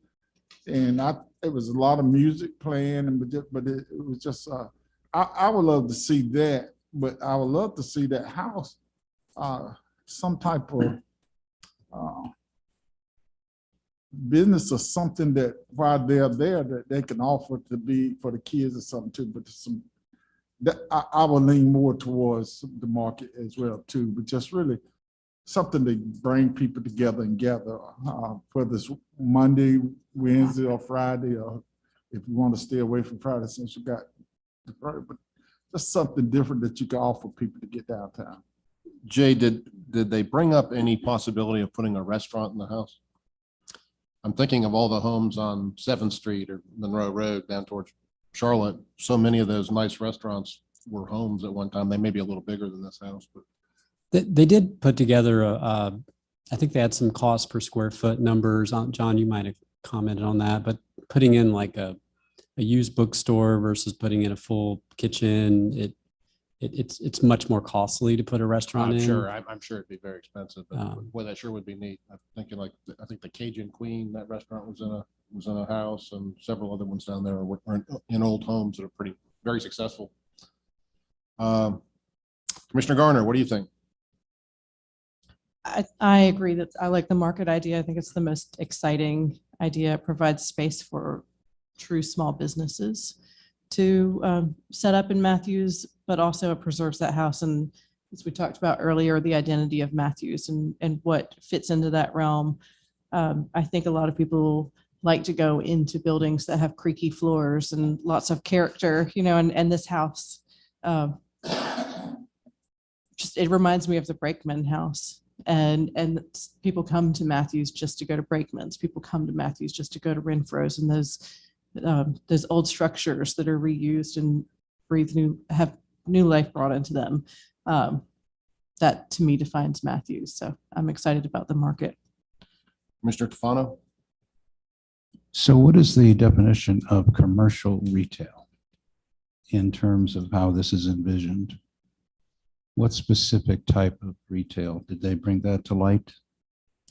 No, their charge wasn't really to program the site, was to give us an idea of how property could develop. They did, in their presentation, if you recall last month, they did give some examples of different types of uses. I think Brakeman's was an example. There's a bottle shop. I mentioned a toy store, used bookshop, something of that nature. But I think the concept would be here, at least, to provide some of that maker space, like smaller spaces. They're not as costly as renting, 1,500 square foot storefront at $29 per square foot. So I'm still drawn because of the proximity to the library and all the children that go into the library. I'm still drawn to making sure that there's some kind of hands-on creative art facilities there. I think it'd be a great opportunity for parents to bring children after the library to actually see how art is made, how ceramics or candles or whatever the case may be, something educational for the children. And instead of just purely commercial real estate. Yeah, I think the more difficult conversation down the road after this is to what degree do we want to be directly involved with this? Do we want to lease the site out to an operator, where maybe there's a upfit allowance of something of that nature because the home needs a full renovation. So I think I'm just hoping that in the future plans, there's something to take consideration for the young people in town, the children, especially in the proximity of the library. I think it would be a beautiful thing to have in our town. I'll make a note of that. Thank you. Commissioner Hoover? Yes, I lean towards repurposing the house. Earlier we were talking about what is Matthews. For me, this is Matthews. Okay. The history, the older stuff. I like, that. I just think it would make a really cute, if anyone was interested, little cafe or something like that for me. But that's what I lean. But if we had to go another direction, I do like the little market, but that's top of my list. Thank you. Commissioner Urban? Don't think I'm going to align myself with anybody else tonight. Couple questions to the board as a whole. What would best benefit being along the Silver Line? So that's really important because that station is going to be a few feet away when you come down to it. So you have to look at maximizing the use along that train line there, the walking distance, the proximity and things like that. Downtown needs more housing, diversity of housing. Repurposing is a lost leader unless the town's going to be that lost leader. Repurposes it and puts somebody in there and gets rent from it from that standpoint. But no restaurateur is going to repurpose that knowing that the board's sitting here going, well, in 10 years, we'll change it to something else. That's not a good process. So if you're going to repurpose it, having in mind that you're going to repurpose it forever and someone's going to sink a whole lot of money into that thing. But if you're repurposing it and you have this little structure here and the rail line comes through and the rail line's looking for heads on bed and they're looking and people are looking for retail and people are looking for places to have a business, that's a problem in my mind. The market would probably be limited use. And there's a lot of discussion about, A, we have a farmer's market, B, we have the big idea, which could have a market component to it. And I'm not so sure this is the market edge of town, just my thought process. I think to one of Jay's comments in his design about the parking, since it is evident that we are very, very close, if not at the point where land values are such that we could do podium parking or decks, any one of your schemes with the built environment could be on a podium. We could park under the building. I think we're there now, as evidenced by what's going on in Sportsplex. So my thought process is this is along a rail line. TOD stands for transit oriented development, that either a retail office, retail multifamily, or the TOD district would be that grouping of preferences. Thank you, sir. Anybody care to respond to anybody's comments? Mayor Pro Tem? I do think while I hear what you're saying, I think there's going to be plenty of opportunity along this line going down further. I guess to it's not the lumber yard or what, I'm drawing a blank, but further down, I think there could be really good opportunities from redevelopment down there as well. This is such a small parcel that, even if we put a small multifamily building, I don't think that helps us out right now. I feel like this could be a really good temporary solution. I do hear what you're saying about the house. No one's going to want to spend $200,000 turning it into a beautiful restaurant for us to say, all right, 10 years later, we're going to knock it down and build something else there. But I think the market is definitely something that could be a temporary thing for 10 years that would work really well. gives us options. I think Commissioner Urban brings up some good points. However, you know, if a restaurateur came in here and said, I want to put $1 million in this building, I'd be willing to say, you know, we could vote. So okay, we're not going to change it. You can make it what it is. And so I think, you know, you'd have to play it by ear from that standpoint. But there is something to the quality of life of living in Matthews, of not tearing down everything and rebuilding. So I kind of like having this old familiar house here close to town hall to remind us of the past a little bit. And what I'm hearing, Jay, the consensus of the board is to look at a market or a repurposing of the existing structure. Okay, thank you. We'll be back hopefully in the next 30 days with that. And we'll wrap it up. All right, we move to agenda item 10, new business. 10A, receive information on CAT's Envision My Ride bus priority study. Mr. Jones. Good evening. Bruce Jones here with Charlotte Area Transit. So I work in our service planning division. I'm also currently serving as the project manager for the Envision My Ride initiative. And so tonight I wanted to walk you through the recommendations for the study, but then also hone in specifically what that means for the town of Matthews. And so if you're not familiar with Envision My Ride, this is an initiative that we've been working on at CATS for a number of years, where we took a look at our network to identify how we can make improvements from a reliability standpoint, from a connectivity standpoint, and then also from a frequency standpoint. And so based on the engagement that we've conducted over the past few years and the extensive work, we've developed recommendations that fall into 3 main categories. So the first is improving time. And so that's when that high frequency network comes into play. So improving the number of routes that operate every 15 minutes or better, with the long-term goal of having every route come at 30 minutes or less moving forward.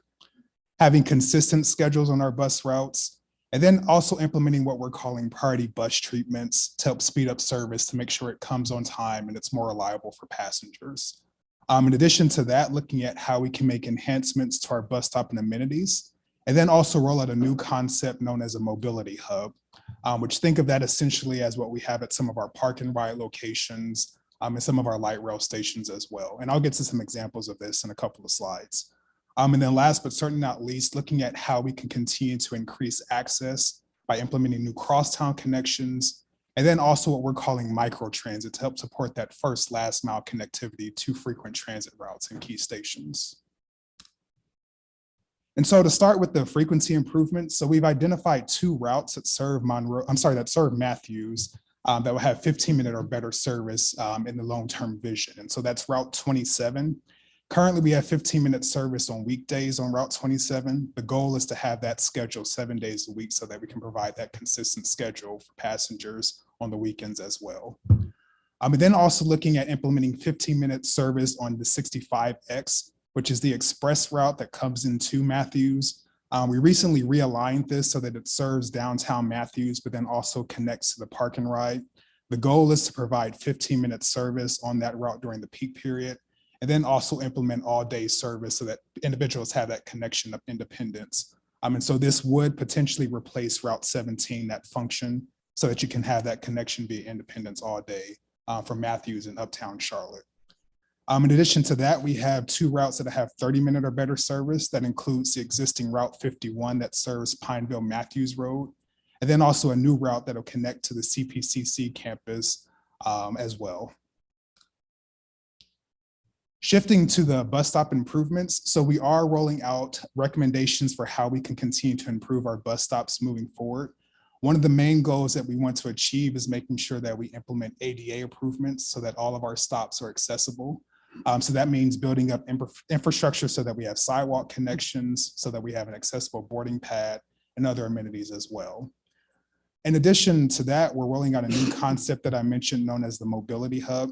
And so I mentioned, think of that essentially as our park and rides or transit stations. And so that's designed to help facilitate that transfer, not only between transit, but other modes as well. So parking for individuals that want to connect to the park and rides, that first last mile piece known as micro transit, the potential for bike and scooter connections, enhanced pedestrian connections, and so on. And so we've identified, and excuse me for this, meant to change that, but we've identified 2 locations within Matthews That should be at the existing park and ride location and also in downtown Matthews. And so with this chart, this just shows you a breakdown of the amenities based on the bus stop type. And so I mentioned that at minimum, we want to make sure that we roll out those accessibility improvements. And so that's what you see here in that first column under the standard stop of type A. And then as we build up to the different types, we add additional amenities. So type B, we would add a bench to that. And then type C would be a shelter. And then we have identified 3 different tiers of the mobility hub. So the enhanced stop that will be placed throughout the route at key destinations. So think of Route 27, key destinations along that route will have level 1 mobility hubs at intermediate points so that we can help connect individuals to some of those key destinations. Mobility plazas are set up so that we can have an on-street transfer experience where we have 2 intersecting bus routes. So specifically at Monroe Road and Highway 51, where we have Route 51 and 27 come together, having a transfer experience so individuals can connect between those 2 routes as well. And then the mobility center is the largest tier. And so that's similar to what we have at the park and ride locations and transit stations. And you can see here that we have a greater level of amenities at the mobility hubs. The main thing includes shelters at all of these locations, but then also the potential for additional wayfinding signage, real-time arrival information. At the level 3 hub, we have locations for our operators to have layover facilities, and then also the potential for off-board fare payment and other amenities as well. We're also proposing a new amenity rollout strategy. So currently we primarily use ridership to justify rolling out shelters. So our current policy is 25 or more boardings on average will qualify for a shelter. What we're trying to do is shift away from that model and develop a more holistic approach. And so looking at other categories or metrics that we can use to help roll out shelters at a greater level. So instead of just looking at ridership, we'll be looking at additional things like wait time. So of course, the longer you wait for a bus, the more likely you'll need a shelter and coverage. So looking at things and how we can score it based on that. Also looking at the population that we're serving, if there's a greater number of seniors in the area, equity populations, minority populations, things of that sort as well. And then also looking at locations. So if we're serving a library, a major activity center, a major employer, looking at how we can score that as well. And so the intent is to help us roll out shelters and other amenities at a greater level compared to our current policy. And so we are presenting this to MTC at a future date for adoption so that we can begin to roll out those improvements at a greater scale, as I mentioned. We also identified microtransit zones, which acts as those important first last mile connections between transit and other area destinations. And so think of this essentially as a hybrid between our paratransit service and Lyft and Uber. So if you're familiar with our paratransit services, we have those smaller vehicles that provide connections for individuals. The way that microtransit will work is we'll have a designated zone or boundary that those vehicles will operate in. It provides more flexibility for riders. So they'll be able to request, in a perfect world, through our app or either calling into our customer service line 30 minutes or so in advance, and they'll be able to get a designated pickup point within that boundary, and they'll connect either to a destination within that zone or those mobility hubs so they can connect to the frequent transit route. So for instance, if they're coming from, let's say they need to connect to downtown Matthews, they can connect to Route 27 and then take that into uptown Charlotte if needed. So we have different use cases for microtransit. It can provide that neighborhood circulation. So in areas where maybe the land use isn't as great in terms of a roadway connectivity standpoint or density, it can help supplement that coverage by providing first last mile solutions to connect individuals to those destinations. In addition to that, it can also serve as a fixed route replacement service. So potentially where we have a lower performing route or maybe a route that isn't as productive, looking at how we can supplement that service or even potentially replace that service to provide a more convenient service for individuals. So instead of having a bus route that comes every 45 minutes to an hour, having this more flexible service so that we can help provide that flexibility for individuals that need to access destinations within the area. So we have identified 2 main zones for the Matthews area. One is actually connected to Mint Road going up Highway 51. You can see that blob there kind of goes over to Mint Hill area. And then also the other area that connects to the Independence Park and Ride in the northern area. And so the intent is to have these 2 zones connect to key mobility hubs that I mentioned. And so for individuals that need to connect between the mobility hubs or between the other destinations, they can transfer to our fixed route services. So the frequent service on Route 27 or the frequent service, as I mentioned, on the 65X if they need to connect to Uptown Charlotte. So right now we're still in the early stages. So we've identified the initial zones. The next step is to get this adopted by our governing board, the MTC. And so once that process happens, we'll then take that to the next stage and determine the operational strategy on how we operate the service. So whether if we take it on in-house or if we contract with a third party, the type of vehicle that we use, the type of technology that we need, answering those questions. And then also refining these boundaries. So these are sort of as placeholders, including the mobility hubs. And as we go into the future operational strategy, we'll begin to further define the station areas and then also these zones so that we can help connect individuals to those frequent transit routes, as I mentioned. And so, as I mentioned, next stage is to take this to MTC for adoption. And so that includes the frequency network that I mentioned, those new connections, the micro transit zones, and then also the bus stop improvement plan. And so, as I mentioned too, we'll be developing the micro transit operational strategy and then also developing the implementation strategy for how we roll out these improvements over the next 5 to 10 years or so. And so with that, I'll open it up to any questions that you may have. Thank you, Mr. Jones. Commissioner Tufano. Hi, Mr. Jones. Thank you very much for this presentation. Well done. I am a CATS user every day, all right, and to downtown, but we have 15,000 other people that decided not to do that. And the reason they didn't is for numerous reasons. One is convenience of access. First of all, the 65X is no longer in existence, correct? It's being covered by the 64X? The 60, I apologize. I might have got those mixed up. The 64X, yes, replaced the 65X. It's still being determined on what we do with that. It hasn't been finalized. We do have some upcoming public meetings, I believe, this Wednesday, actually at this location, I want to say. We'll be presenting that to the public for input on what we do with that route. The express lane to downtown has been closed for over 3 years. Why?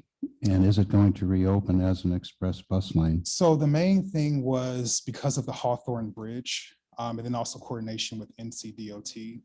So we are moving forward with working with NCDOT. The goal is to get that open within the next year or so. They have to do some reconfiguration of the pillar and Hawthorne Bridge. I'm not sure if you're familiar with that area, but the pillar is right in the middle of the lane. So at that point, they'll have to reconfigure it slightly.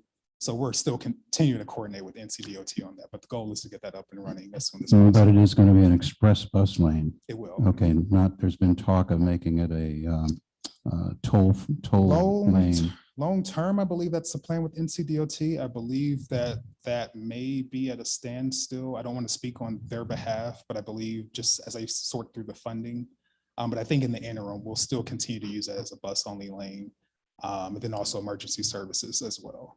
There's shelters in addition to the number of pickups, et cetera. I wouldn't hope that you would take into consideration the number of people that are waiting. Right. Particularly here in Matthews, at that particular stop, there may be up to 20 people at a time, and trying to fit 20 people into a 6-person shelter during the rain is contentious. Ladies, you know your neighbors very well. Yes. Very well. So I'm hoping there'll be some significant improvements in the shelters in the Matthews area for people that are going downtown. Lastly, is there any possibility of putting an Independence Point sort of place closer to Union County line so we can take some of the traffic off of our John Street or Monroe Road? What I'm trying to do here is, and when asking these questions, is trying to get these people out of their cars and into the buses, and to give them the least number of impediments possible in order for them to do that.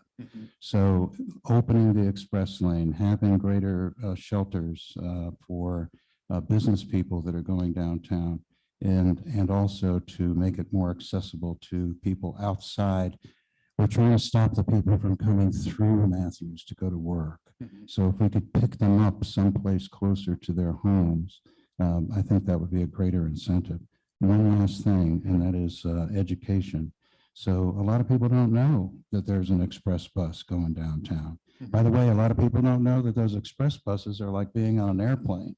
You have reclining seats, luggage rack, your own lights, your own air conditioning, the whole bit.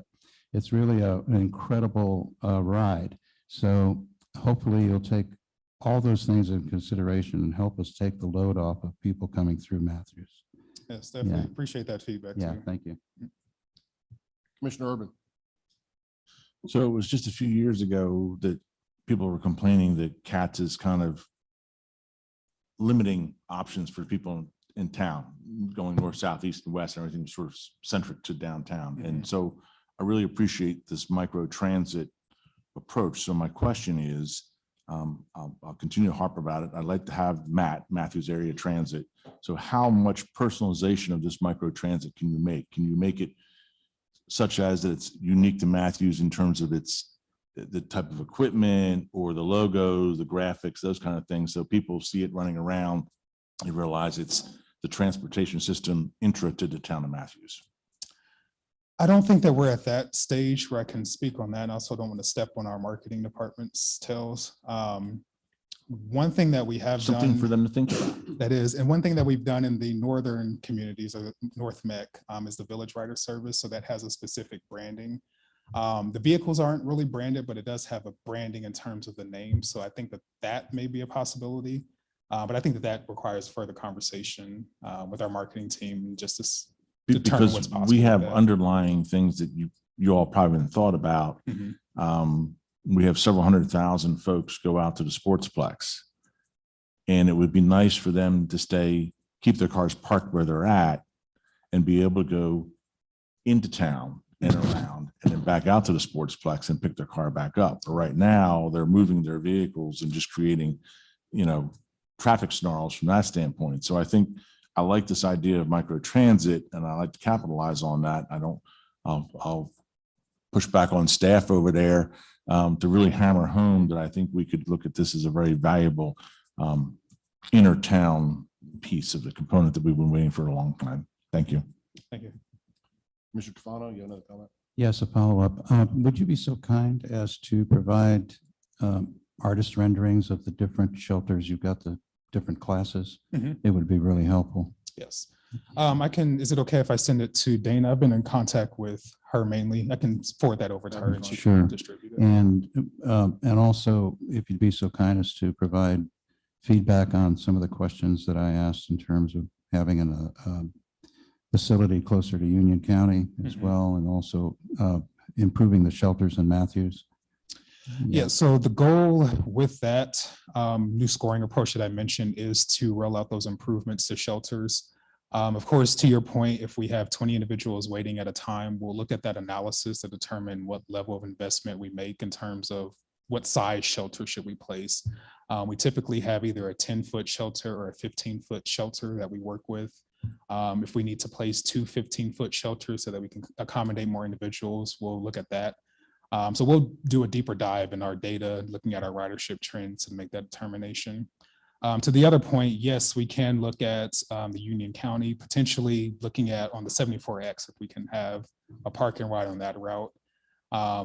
We can also potentially plug that in as a placeholder for a mobility hub location with this study, just so that we have that reserved on the map so that we can look at it for a future study. But I think that's a good point so that we can help get individuals on our express routes. I think that there is a gap, particularly on the 74X in that area. So if we can do anything to accommodate more individuals for riding transit, I think that that's definitely a good thing. So you'll provide feedback to our town staff on those questions. Okay, thank you. Mhm. Commissioner Garner? Thank you for this presentation tonight. What can you tell us about the 251 bus? Yeah, so it essentially, I don't know if you're familiar with the 51 currently. So it provides limited service to CPCC from Independence Point Park and Ride. Essentially what that does, it's just splitting that route up. So we have the main 51 that'll still connect to the park and ride, but then we also have 251 that provides that service to and from CPCC. So just splitting those routes up into 2. Okay, and is it more frequent than the current? The goal is to have 30-minute service on both of those routes. I think right now the 51 is at 45 minutes, if I'm not mistaken. But the goal is to have 30 minutes on both of those routes. And this is Monday through Friday. So It would be depending on CPCC schedule. So typically we partner with them on different routes and we provide Saturday service as well. So we'll look at that. And then if it's serving other destinations as well, it can be a 7-day-a-week route. So we'll continue to look at exploring potential scenarios for that route. okay, thank you. And I think to Commissioner Tofano's point, that's close to the Union County line, and it's a potential there for drawing Union County commuters. We've been excited about microtransit for several years now. Since I think the first week I was on the board, Mr. Lewis came and spoke to the mayor and I, and we've been talking about it ever since. And so I'm curious about the zones that you have. Could you pull up that slide again?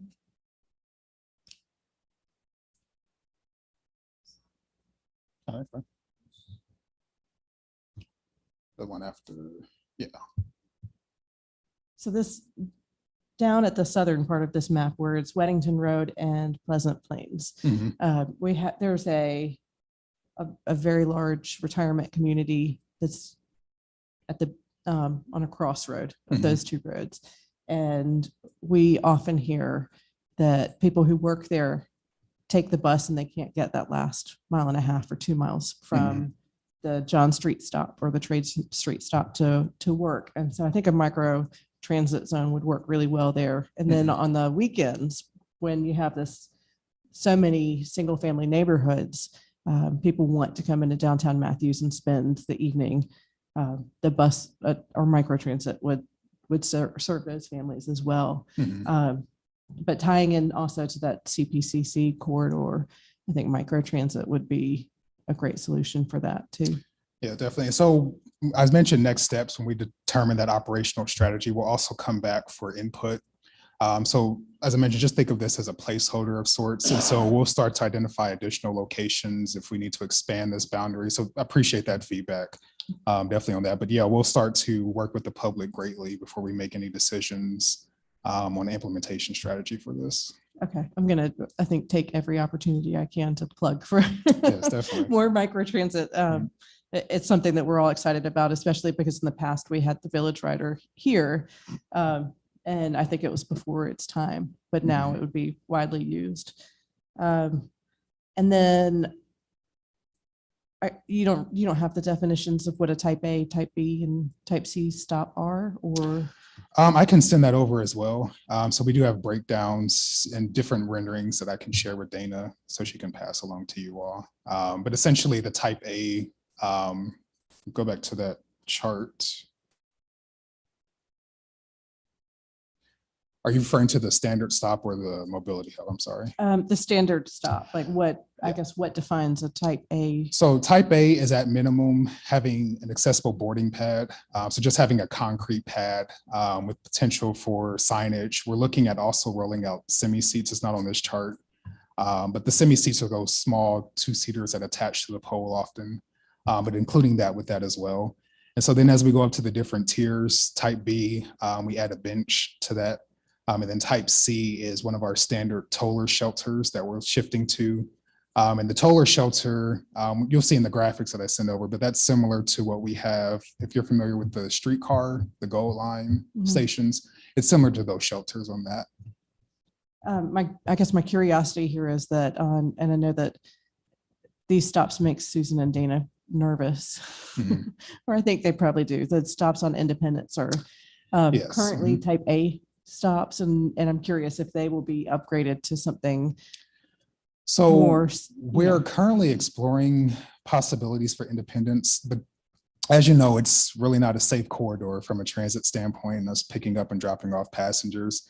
We're trying to explore potential solutions for that. We actually, for our next service change, did work out an agreement where we shifted bus stops and rerouted it slightly at the end of the line. So it's now going to use Windsor Square and Northeast Parkway instead of serving that stop on Independence. We'll continue to explore the remainder of the corridor. I think microtransit will be a big piece in helping us address that situation. So still connecting individuals to those destinations via our smaller vehicles that can actually pull into the parking lots as needed. But yeah, independence is a challenge that we're well aware of and we're trying to address just to improve safety on that. Okay, thank you.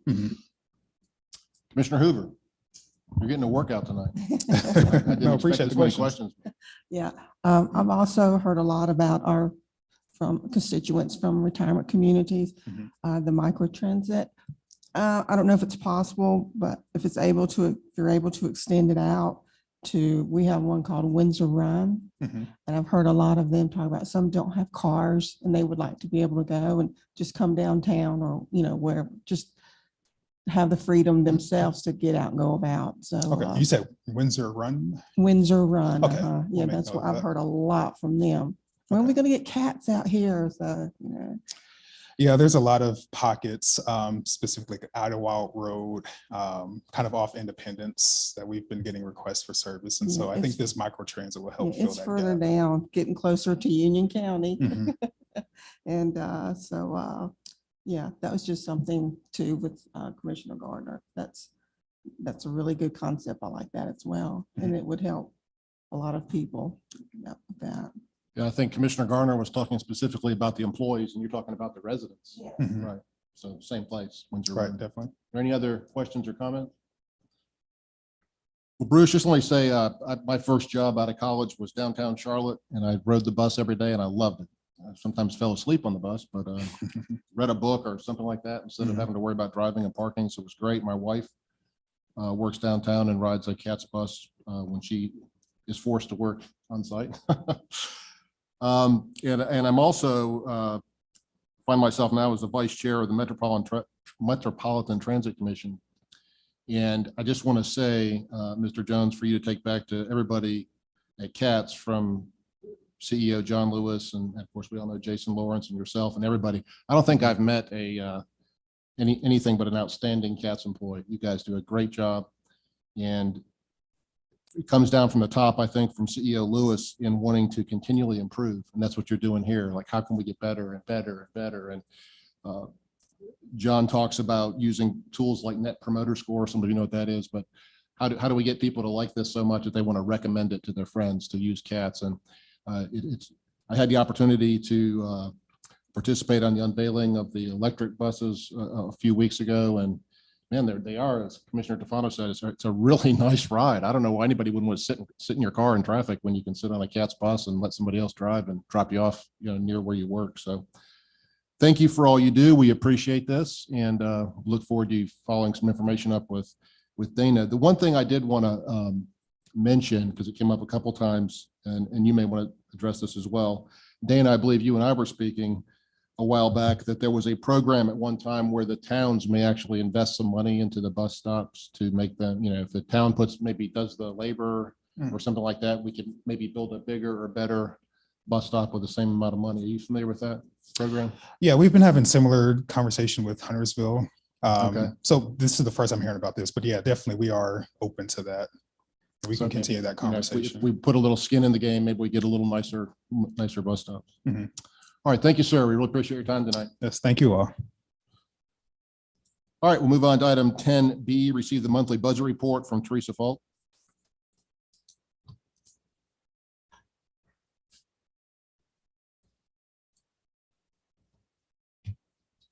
What's the good news? We do have good news. That's great. I don't know what I'm gonna do if I ever I have to know. come with bad You're on a- news. you're on a roll. It's You're on not a gonna be roll. good, but things are continuing to look very, very good for FY '22. Ad valorem tax is 8.1% higher year over year. Sales tax continues to grow at 17.12% over last year at the same time. Permits and fees are at 15.79% year over year, and we're at 107% of the budget on permits and fees. Recreation revenues are 224.48% higher than last year at this time, because we have been able to actually have events and people are coming out, and Things are going really well for that. Occupancy tax is up 65%. Rental car tax is up right at 26%. And, you know, as we unfortunately deal with the inflation at the grocery store, at the gas pumps, as you all know, the Federal Reserve has increased interest rates twice this year, once in March and once on May the 4th. But at April the 30th, our investment earnings were up 53.89%. So that is a very positive thing. We have actually, at this point in the year, we have more investment earnings than we had for the entire fiscal year last year. So that's promising and exciting news. And we are working with all of the financial institutions that we have money with and scheduling time with them in the first few days of June for them to come and talk to us about investment options and investment strategies that we can legally do, but to get us, you know, the best return possible on our money. I spoke with our representative from the trust to try to schedule a appointment with him. And, you know, he was very excited to tell me that they were now at 63 basis points, which is a huge jump from the like 1, 2, maybe 5 that we've been at for the last probably 2 years. So that is promising news as well. And with the sales tax, we still have 4 months to collect that will go into this fiscal year. And of course, you saw the explanation about the high amount of revenues over expenditures, which includes the ARP funds. But even without those funds, we are still in very good financial position. Fantastic. Thank you. Any questions? Commissioner Tefano. Thank you for mentioning the investment on the general fund. Thank you, Becky. But to drill down a little bit, you gave that it was a 50 some odd % increase. What is the dollar amount? The dollar amount year to date is $13,857. The total amount for FY21 was $9,310. Which comes out to what kind of percentage? About 0.03, something like that? For the FY21, probably so. Like where we were talking about the 1 or 2 to 3 basis points. So being at 63 basis points doesn't help us as individuals with inflation, but it does help our investment. I am very, very eager to hear what the treasury management people of the different financial institutions have to say to help us with getting a better return on our general fund. Thank you. I am as well. Yeah. Any further questions? Thank you again for another outstanding report. Thank you. You've built up a lot of good luck and good trust here with us. We know things can't always be rosy, but it have been ever since you've been an employee, so that's pretty good. Let's move on to item 10C, consider legislative priorities. Town Manager Hall. Thank you, Mr. Mayor. Annually, COVID notwithstanding, this board sets legislative priorities that are then delivered to our delegation at the General Assembly that just really helps advocate for what this board would like to see, either that is applicable to Matthews or applicable to local governments. And so a draft set of legislative priorities has been prepared for your consideration. This is really just a combination of things that have come up. Some of these tend to repeat year after year, but this is really for board feedback, any adds, deletions, edits that this board is interested in seeing. And once it's approved, then we are able to get it delivered up to Raleigh. So really just open for discussion and anything that this board would like to see changed or added within that document. I think this is so important that I'd like to go through each one of these if we can individually, just to see if there's any comment on them. It's of extreme importance, and I don't want to just whitewash this and say, yeah, that looks good. So can we go through each one of them? Yeah. Do you want me to go through them, or do you want to go through them? Go ahead, Becky. Why don't you just read each one, and if anybody has a comment or question on it? Yeah. I thought you might send that back my way. That's quite all right.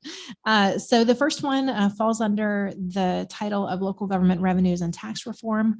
And the bullets underneath that heading are to support the expanded use of the prepared food and beverage tax to include flexibility to use these funds to improve landscaping and build structured parking to enhance the visitor's experience to Matthews. Those on the board may recall this came out of the visit to Rock Hill and some of the flexibility that South Carolina has that we do not presently have in North Carolina. And that's directly affiliated with the tourism fund. That's correct. Are there any comments on that one? Charlie? What that makes it like is if a national convention is coming every day. Yeah, I mean, Rock Hill, though, has spent a significant amount of these type of funds to do some really outstanding landscaping. We talked to I believe their town manager. He was saying that people find it so attractive when they're driving down the highway to pull off there because they've done all this great landscaping. That's a place that all the tourists come to go have a cup of coffee or eat lunch because it's just a beautiful place to be. And our hands are kind of tied. We do a good job of landscaping, but boy, it'd be nice if we could tap into those tourism funds to do a little extra. The next one is to support efforts to allow municipalities to enact a 1/4-cent local option sales tax.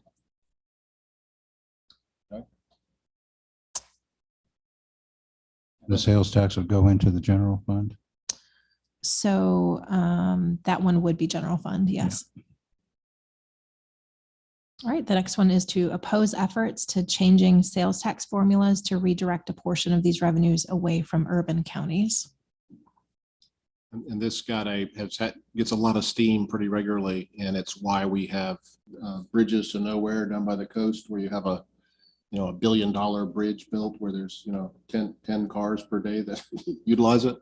So we want to make sure that these tax funds come to where the population centers are. Certainly we want our rural brothers and sisters to participate, but we have a lot more needs here since there's so many people. Wake County, Mecklenburg County have a vast majority of the population of North Carolina living in those two counties. So.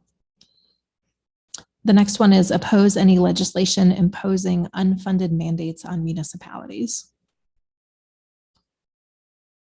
Preach it, sister. Yeah, this one is on, I think, everyone that we put forward. Any continued tax reform efforts at the state level should be at least revenue neutral regarding its impact on Matthews.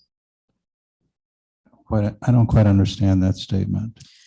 So sometimes there are things proposed in Raleigh that if they were to be approved, it would be similar to the unfunded mandate that it may hurt us. And so it's really just saying that whatever you do at the state level, please don't have it be something that has a financial impact on us. So as an example there, would that be like the on our budget that we just looked at the public hearing, there was an increase to the firemen's or police, or what was the? So the Powell Bell funding would be a good example of this. We wouldn't want them to change any of the Powell Bell funding calculations or any of the tax revenue that goes to funding the Powell Bill.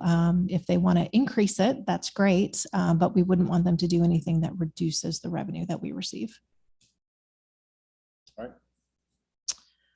The next category is transportation. The first one is to support state funding for Matthews and CRTPO transportation improvements schedule outlined in the STIP, the State Transportation Improvement Program, and to add critical projects as proposed.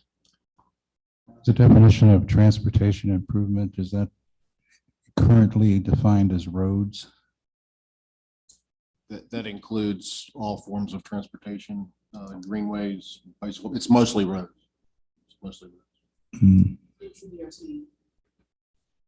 They're NCDOT owned roads. Thank you. The next is support the maintenance of Powell Bill funding at current levels to ensure local governments can maintain their road networks. You go back to the first bullet under this, under Sure. transportation, just for a second. Renee and I participated in the CARTPO meeting recently, this last Wednesday, and one of the things that really frustrates me is NCDOT is in a big hole. They need billions of dollars. And a lot of our projects here in Matthews some of them have been totally stopped. Others have been significantly delayed for years and years and years. And, I had to raise my hand and say, why are we not all screaming at the top of our lungs to the legislature to use some of their $7 billion surplus to dig DOT out of this hole? And it was a little frustrating because some of the talking points that were discussed at CARPO was that the local municipalities need to raise taxes so that we can contribute more towards our own roads, or we need to put toll roads in everywhere. So I'm hopeful. I certainly, when I go to Raleigh, when I speak to the governor or our legislators, I'm going to say, hey, help us out here. We don't want to raise taxes. We don't want to have toll roads everywhere. You've got a lot of surplus money. How about helping NCDOT out, which they're in a big, deep hole right now. That kind of is a segue into a general question that covers everything here. Who is our lobbyist? Is it the North Carolina League of Municipalities? I mean, is that who we're going to rely on? So that is a part of the fee that we pay to the league, is they do advocate on our behalf. We also have some involvement. Mecklenburg County has a lobbyist that we're able to tap into, but if we wanted to do something specific to the Matthews message, that would be a separate hire. So what are they lobbying? We should have a report on what they've lobbied for, each organization. And has that report been made public, or do you have access to it? So the League of Municipalities puts out their own legislative agenda. That a part of this at the bottom says that we as the town of Matthews support the league's agenda. But we can get a copy of what the league is advocating for. And sometimes it's when a specific bill is proposed, then they will act as a lobbyist to either try to push it forward or try to stop it on our behalf. So some of that emerges throughout the session, but they do have their own legislative agenda that we can get to you. And of course, a lot of that depends on how loudly we scream to them. Yeah. Okay. Well, the Metro Mayors Coalition, which is also affiliated with the league, also has a really strong lobbyist group that does a pretty good job. They've prevented a lot of really stupid bills from passing that would have been really devastating. There was a bill proposed not too long ago that would eliminate all tree ordinances in the state of North Carolina. That was an actual bill that was going forward. So we got our lobbyists on board and said, hey, that's ridiculous. We don't want to do that. So they do a pretty good job. The league is functioning 24 hours a day during the General Assembly and 18 hours a day when the General Assembly is not meeting, and advocating for all municipalities within the state.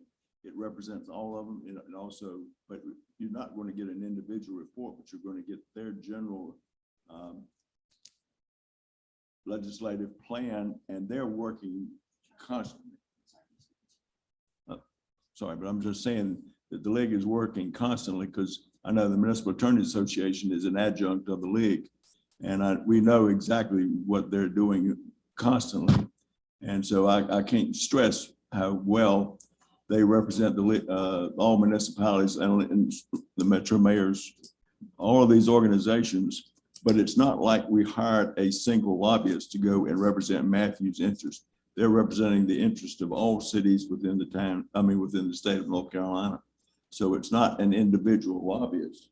It's a trade association for municipalities is what it is. So where single lobbyists have come into play are for things that nearly passed, where like the Charlotte Airport was going to be taken over, or Asheville Water was going to be taken out of the control of Asheville and handed over to somewhere else. They hired individual lobbyists to fight those efforts. Correct.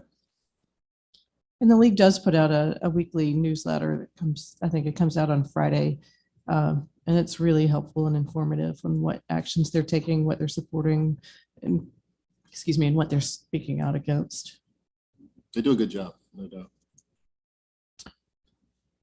So similar to what the mayor said a moment ago, the third one is to support increased funding for NCDOT. Matthews has been significantly impacted by NCDOT's funding issues, with many local projects being delayed, canceled, or value engineered to the detriment of our community.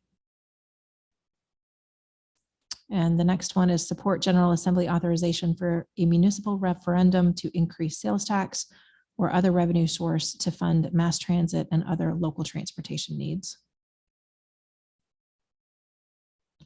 Does this fit in with the 1/4-cent local option sales tax? So those are separate.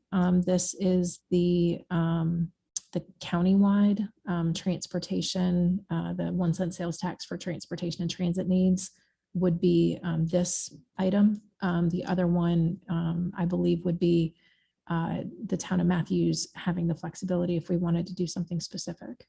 So right now, we just don't have that permission. To be clear on that, if Mecklenburg County wants to have a referendum to increase the sales tax in Mecklenburg County, we have to ask Raleigh if that's okay. We have to have their permission. And if they say, no, we're not going to allow you to have referendum, our voters can't even decide if they want to do it or not. It's just not allowed. So it's Raleigh's really got us under their thumb. And the final one is to support legislation for additional litter pickup on state maintained roads, which is a big problem that we've all seen everywhere. I was just going to say also, this goes to our local delegations, doesn't it? So it's done for their benefit as well as to what Matthew's interests are. And so our local delegation will receive this copy, and there'll be conversations back and forth with our delegation. But we do have to go through our own Matthews first delegation. We made the mistake back in the early 80s when we wanted to accomplish something in the General Assembly, and we had not had a train to Raleigh before.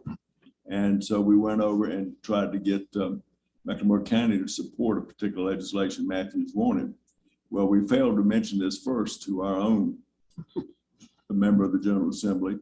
And so it didn't go anywhere. And we asked, well, where is it? And they said, well, until your own representative brings it up, we're not going to do anything about it. So you start with your own local elected officials from your districts in your town. Then you work to the Mecklenburg County caucus, and from there, they hopefully will carry it on through the legislature as well.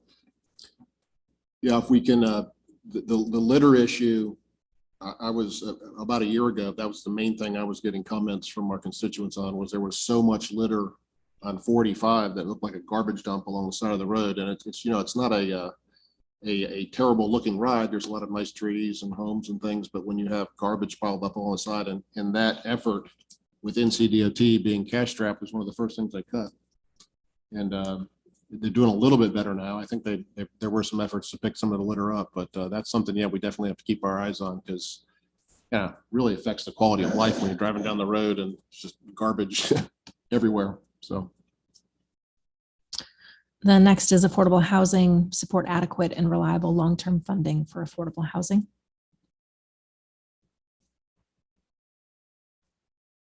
Mr. Garner. I'm not sure how to word this, but I do think there needs to be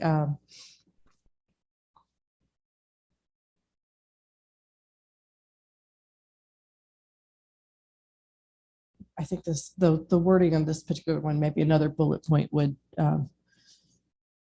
give us more flexibility in funding for affordable housing, where this sounds like it's asking the state for funding, or I'm not, we don't have the power to do impact fees. So something along those lines.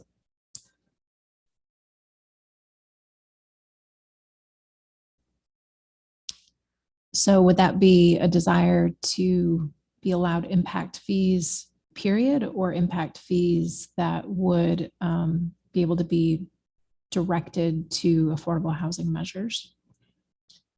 I mean, clearly for me, it's not fully a coherent thought yet. So I would defer to the rest of the board if there's any thoughts, or even if there's a consensus on this. But I wouldn't want to leave it up to the state or to larger bodies to determine the funding or how we are able to fund affordable housing. Mr. Hoover. Yeah, on this one, my question would be, I've been speaking with a nonprofit, CCAH. They do affordable housing and they work and get grants and stuff. Would this allow us to work with an organization like that? I don't really know how to ask that question. We are able to partner with nonprofits in order to deliver affordable housing, so long as the affordable housing product meets the state statutes, which would be an 80% AMI or below. But that is something that we are able to do. Okay, because, yeah, okay, thank you. Language is everything, but you don't want to say you want impact fees for this purpose because the General Assembly doesn't have the authority to give us that. Impact fees were made unallowable, shall we say, by the Supreme Court, not by the General Assembly. Mayor Pro Tem McCool. Yeah, I guess that was my question is, I think we have pretty good autonomy for how we could, I mean, City of Charlotte puts away, what, $80 million a year. If we wanted to put away money yearly, I think we have complete autonomy to do that. So I think this is an adequate bullet point to support affordable housing, because I mean, we could fund it. If we had found the money in the budget, we could fund it. I think this is more asking for the state to be a supporter as well.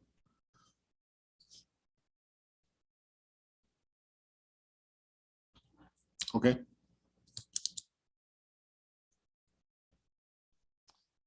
The next is protection of local control and locally developed infrastructure. The first bullet is oppose laws that centralize authority in Raleigh and Washington, D.C. to undermine the ability of local elected officials, those closest and most accessible to the people, to govern. Amen.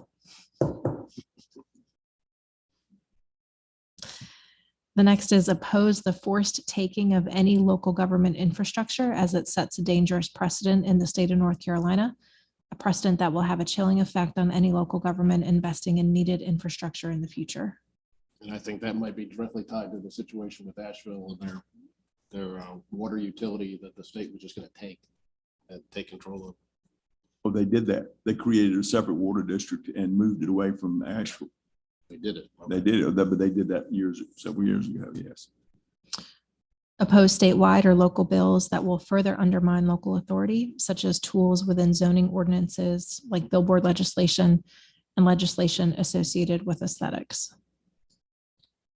I think everybody on this board is aware or is familiar with the billboard legislation, but we had rules here in Matthews that would only allow billboards to be placed on the 74 corridor, and this legislation passed that basically allows them to be put, I believe, on any state road. Right. So they could be any state road in town, you can put a billboard up. I'm not real sure for the people that voted for that, how that benefits anybody in Matthews and why people in Raleigh are telling us that we have to allow billboards in areas that we don't want them. So that's the example. The next area is planning and services for urban growth. The first bullet is oppose statewide or local bills that will further undermine local authority, such as tools within. Oh, that is the same one. It deserves being read twice. So I was kidding. All right, we will clean up that edit. Moving on, support legislation that allows for expanded tree buffers. A lot of head nods. Yes, absolutely. Support. To add sure. on to that, is there anything in the remaining list that talks about our ability to penalize or set penalties for failure to comply with tree ordinances? Charlie, I'll defer to you if that would be a part of this or local. I think that the tree ordinances that where they've been, municipalities have been now, that authority to adopt tree ordinances has been taken away from all municipalities except those who have legislation that said they may have it. We got local legislation several years ago, so we can have a tree ordinance, but the rest of the municipalities cannot. Those who do not have specific legislative authority. But along came the Decriminalization Act last year, and you cannot make a violation of your tree ordinance contain criminal provisions. You can only do civil provisions on that. So what I'm hearing, back to my original question earlier with Jay about mandating location of tree save on by right construction, would that be outside the boundaries of our authority? Right now it would. You do have a percentage requirement, but locating where it is, we don't have that authority. And our percentage now is 15%. Depends on the type of development. It's on Some zoning. are 8%. Some are 8%. Some are one tree. Nothing precludes us from increasing that percentage because we have over time, the infamous Mary Jo actually did that report and said, look, we studied it and we upped it. So there's nothing that precludes us from upping that tree save percentage. Is that something that this board would want to consider separate from this, taking a look at those again? Yeah, I think we should take a look at it. It is walking a razor's edge because if we increase it too much, then Raleigh's going to slap our hand and say, okay, Matthews, you've abused your authority. Now you can't have a tree ordinance or whatever. So we have to. We had a tussle for some time regarding the tree ordinance and tree save and canopy and deforestation and all for about a year and a half or 2 years. So we kind of backed off, but there's nothing that says we can't turn the heat back up. Now, with when you careful talk planning. about lobbying, it's interesting. Some of these bills that you see and you think, how can this possibly benefit anyone? As I think Commissioner Urban was doing the hand roll with the money, follow the money. So who wants to cut all the trees down? Who wants to put billboards up everywhere? Those folks have big lobbying organizations that pay legislators to forgive me, but that's what it is, pay them to vote a certain way and enact some of these bills that are not good policy for Matthews, North Carolina. The next is support the classification of broadband internet service as a public utility. If so classified, municipalities can require all fiber optic cable to be in one conduit, which would make Susan very happy. Again, common sense though, really. I mean, But I know all the providers want them in separate conduit. I mean, and they're the big lobbying group. So yeah, it's a good point. I mean, it's sufficient, but. Takes up a lot of staff time. Mhm. Public safety and criminal justice, support amending House Bill 972 from 2016, which restricts the publication of police video recordings. The law made the courts the decision makers of whether and when the public and others could see and hear police video and recordings. Videos and other recordings need to be made available to local governing bodies at the discretion of the police chief after consultation with the manager.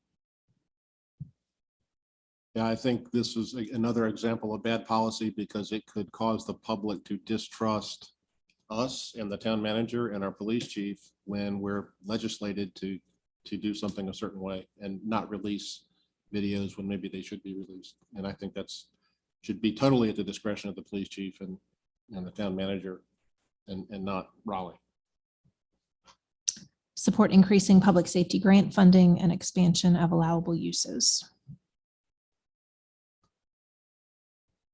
Under other, support special legislation allowing long-term leases for municipally owned property. This would allow organizations like, well, we'll get that edit. Organizations like the Matthews Free Medical Clinic to lease a town-owned building for longer than 10 years.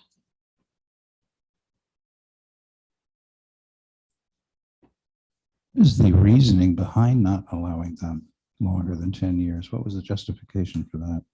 There's a statute that says any municipal lease longer than 10 years has to be treated as if it was a private negotiated sale, which then requires it to be put out for upset bid. So you could try to get it longer than 10 years, but if somebody else comes along and says, well, then we'll pay you a rental of XYZ more, you have a fiduciary duty as a body then to the taxpayer to lease it to that other person. But you cannot guarantee to the organization that you had less than 10 years and now you want to expand that beyond that. You have no authority to give it to them without going out for, and that includes renewal terms. So if you want to include some renewal terms and it goes beyond 10 years, then you got to put it out for upset bid. Actually, that makes sense to me. Well, from a financial standpoint, Yes. but then when you have, but now like free medical clinic, we may want to try to use something else because there is the ability of the town to provide clinics with public funds. And there's the ability to do things with the clinic that you can't do with other Yeah, so 501c3 we should be able to make exceptions, yeah. well, not Yeah. on the lease, but there's another thing we can do there, and I've expressed this to the board in the past, and we could bring that up. It has nothing to do with leases, what we could do with the free medical clinic, but we'll take that up at another time.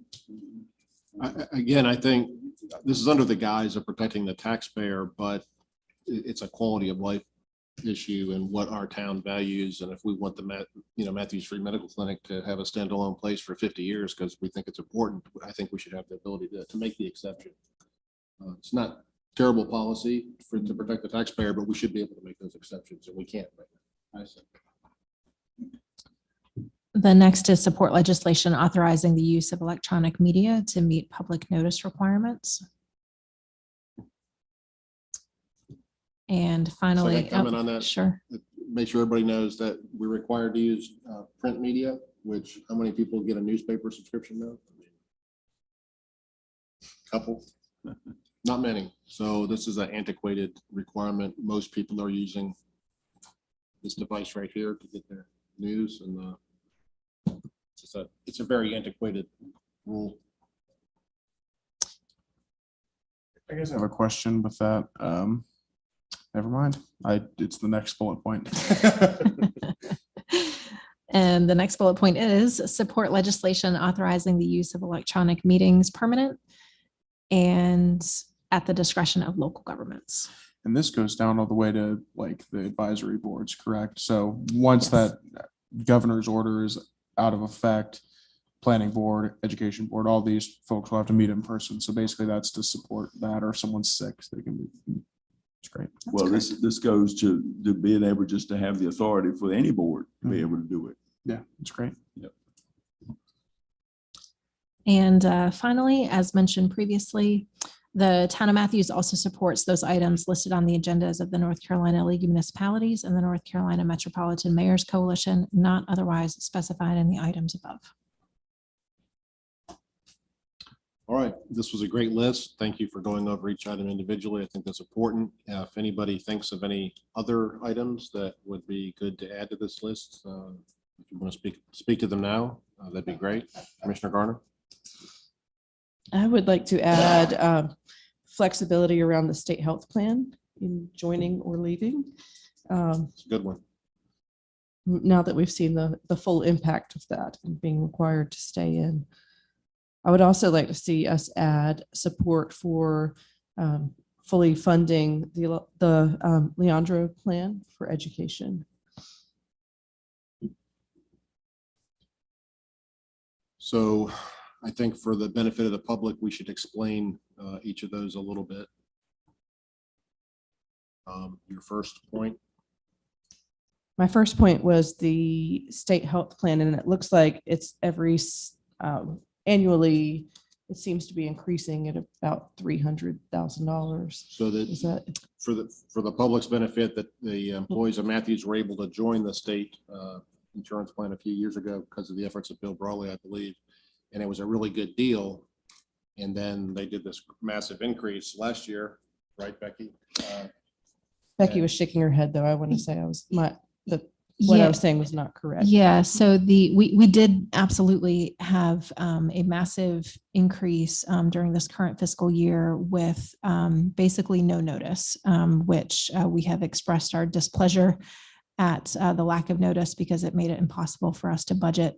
But when we look back at the average increase in our premiums over the number of years that we've been on the state health plan, it does average out. We actually had some years with a reduction in cost or a very flat increase. So it really felt like they kind of kept it flat. And then we had a spike. And so we felt it all at once. But when you look at the overall cost over time, it is a much more reasonable increase. We've run that. We can provide that to the board, that exact annual premium increase if you cost it out year over year. So we do still believe very strongly that the state health plan is quote unquote a good deal, and it does create a lot of stability for the organization. Where we do have the difficulty right now is if we were to ever decide that it was not a good deal, which I would say if they do this to us again in short order, we would absolutely be in that boat. We are currently prohibited from exiting the state health plan, it would require special legislation in order to leave it. So we just don't have the flexibility if we ultimately do decide that, but we don't currently have an issue with our belief that it is still a good deal. Okay, and I looked it up, and the number that was before was like $120,000 increase for, so as a budget. I don't know. I'm not well versed on all these governmental contracts, but it's almost hard to believe that we sign up and we have to be members of this plan forever in perpetuity with no ability to get out. That's somehow seems un-American or something. You know, you must buy all your groceries here, or you must drive a Ford vehicle. It's ridiculous. Speaking as a retired state employee, and I can tell you what the spike was. State of North Carolina got out of Blue Cross Blue Shield about 3 years ago, and they went with another plan which spiked it up. But the reason they do that, Mayor, is because they're doing a volume package, and they make a promise to everybody if they can hold these many employees for a certain amount of time.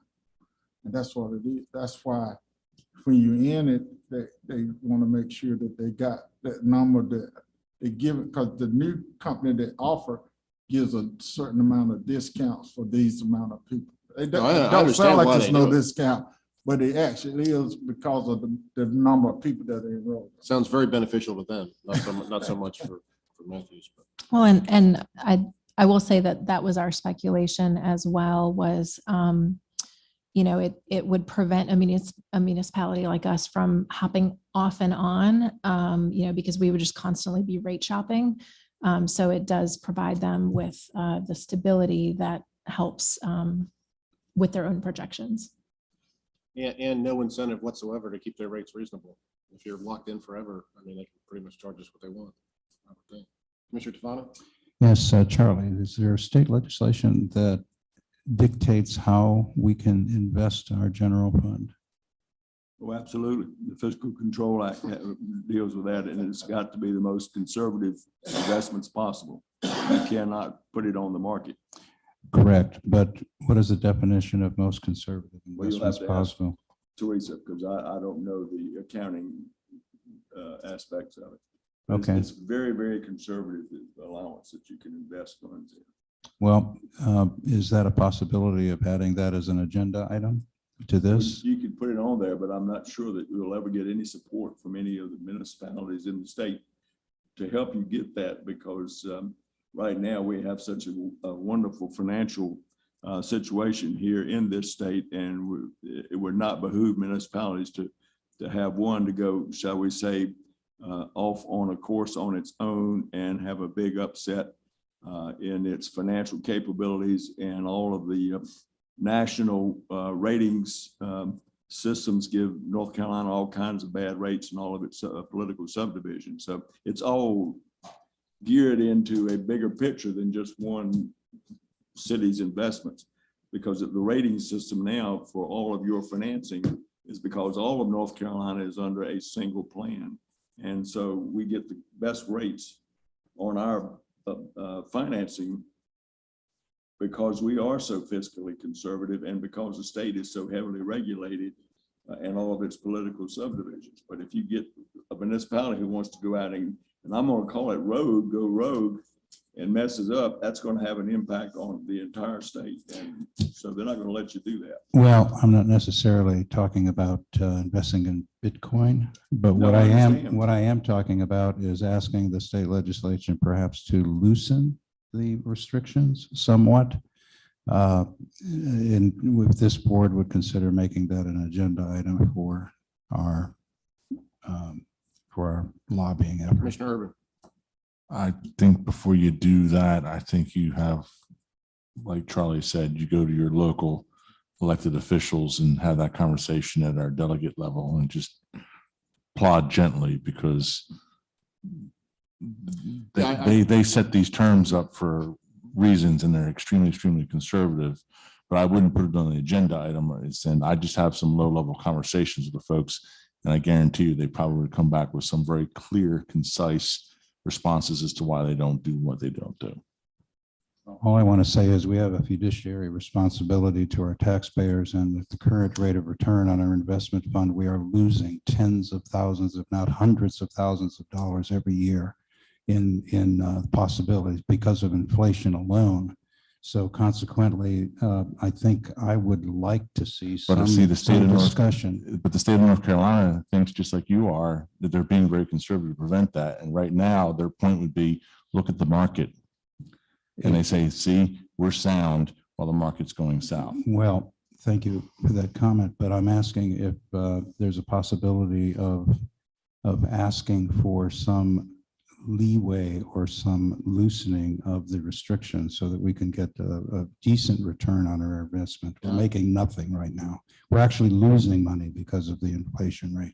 I would support talking to our local legislators, maybe not putting on it as agenda item. I agree. I think there are some extremely conservative financial products out there that will pay, 1.5% interest a year. That's not like going to Las Vegas. I mean, when we're earning in years past 0.001%, you might as well bury the funds in a bucket under Becky's in a secret compartment in Becky's office or something. If that's all we're going to earn, I mean, it's really ridiculous. So I would support a slight loosening, to do something a little bit more reasonable. Mayor Pro Tem? That was just saying, I think we just need to reach out to Representative Hunt and Senator Jackson to talk to them about it. I think it'd be a good first step. Well, it's good. One thing to talk to the individual members of our delegation, but them having the knowledge on what fiscal conservatism is and how the whole system acts. They may not have that knowledge. You may want to explore this through financial means, maybe the School of Government or whatever, but to give you some indication on what we should do. But I'm not sure that individual elected officials at the state level would have that kind of knowledge.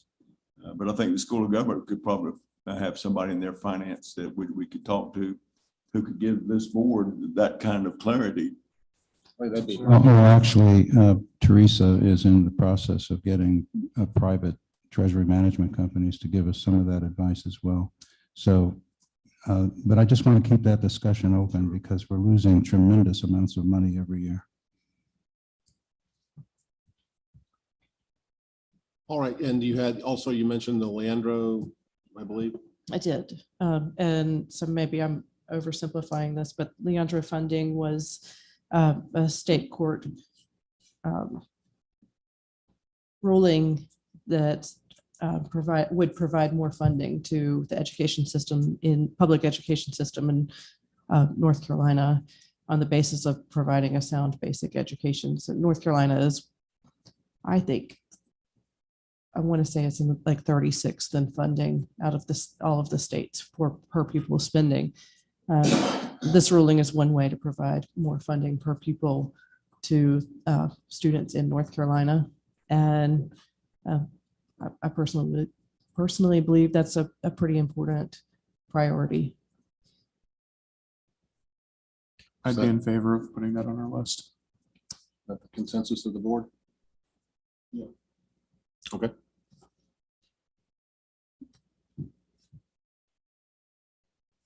All right. Thank you, Becky, for going through those. Thank you for your patience and looking at each one of them. If you think of anything else that's really important, please let Becky and myself know. Let's move on to item D, consider resolution directing the publication of notice of intention to apply to the local government commission for approval of bonds and resolution making certain statements of fact concerning proposed, oh my gosh, bond issue.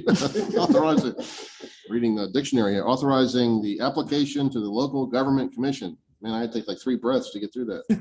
It's off. And I apologize for that. That is the official wording, not what I would have selected for you if I had had a say in the matter. But of course, this board has been very involved in discussing the possibility of general obligation bonds on the November 2022 ballot. And so as we continue to march down that path, this is the next step. So we have landed on looking to pursue up to $21 million for transportation related projects and up to $14 million for parks and recreation facilities. Those numbers could still be adjusted if the board wanted, but that window is closing. But the next step is to really just let the public know that it is the intent of this board to pursue those bonds. There are still timeframes that if the board changed its mind, you can still do that at a future date. But this is authorizing us to go ahead and provide that notice to the public in an official capacity through the newspaper, because we're still obligated to do that, letting the public know that this will be on the November 2022 ballot. And then it also directs staff, most specifically our finance director, to pursue application with the local government commission. And included in that second resolution are some certain statements just about the town's general fiscal position, and that we are responsible enough to be pursuing this and in a sound shape to be able to handle this. And so if it is the board's will, we would be looking for approval on these two resolutions, and it will allow staff to continue our work. Do these need to be made separately? Or? I worded the proposed recommendation that if you just read it in order, I think that they can be approved as one motion, but I would defer to Charlie on that. Commissioner Tefano, do you have a? Yes, during what part of this process of public information do we let the public know what the tax increase is going to be for this bond? Yeah, so that will start to be part of the information that Maureen has been working on. So there's a draft website that is being put together that will include that information. The anticipated or desired go live date for that is, I believe we're looking at, is it June 1st approximately? So that is being put together now, but that detail is within that information. So as part of this announcement, it's just purely that it's the bond issue, none of the details that go along with it. That's exactly right. Okay, thank you. I'd like to go ahead and make a motion to approve the resolution directing the publication of notice of intention to apply to the local government commission for approval of bonds as proposed, and to approve the resolution making certain statements of fact concerning proposed bond issue and authorizing the application to the local government commission as proposed. I'm sorry, I didn't get that. I didn't get that. Could you repeat that? Did you? I'm sorry. Commissioner Whitley, did you second? I did. Is there any further discussion? I have a motion by Mayor Pro Tem McCool, a second by Commissioner Whitley. All in favor? All opposed? That passes unanimously. Thank you. Let's move on to item 10E, the parking ordinance. Commissioner Garner, did you have a question or concern about that one? I just read that particular item and was curious to know the context of it and maybe a little bit about the intention of it. And our town engineer, Susan Habina Woolard, is happy to answer that. Good evening. Thank you for your question, Commissioner Garner. Recently, I met with the police department and the principal of Butler, and there were some concerns about the safety of the students in that area in the street in front of Butler High School. And one of MPD's main concerns is this issue where cars are parking and standing in the section in front of Butler, and students are jumping out into the street and running into cars, and the cars are taking off. So it is not a safe situation. It's a situation where the police department can't really control it because there's no ordinance saying that people can't do that. Additionally, if you notice in the section between 74 and Moore Road, like in front of the little shopping center, there's no parking signs already posted there. We think that might be kind of a legacy thing from where that was one big fat wide lane. And so people could park there and cars could get around them, but that's since been remarked to 2 through lanes.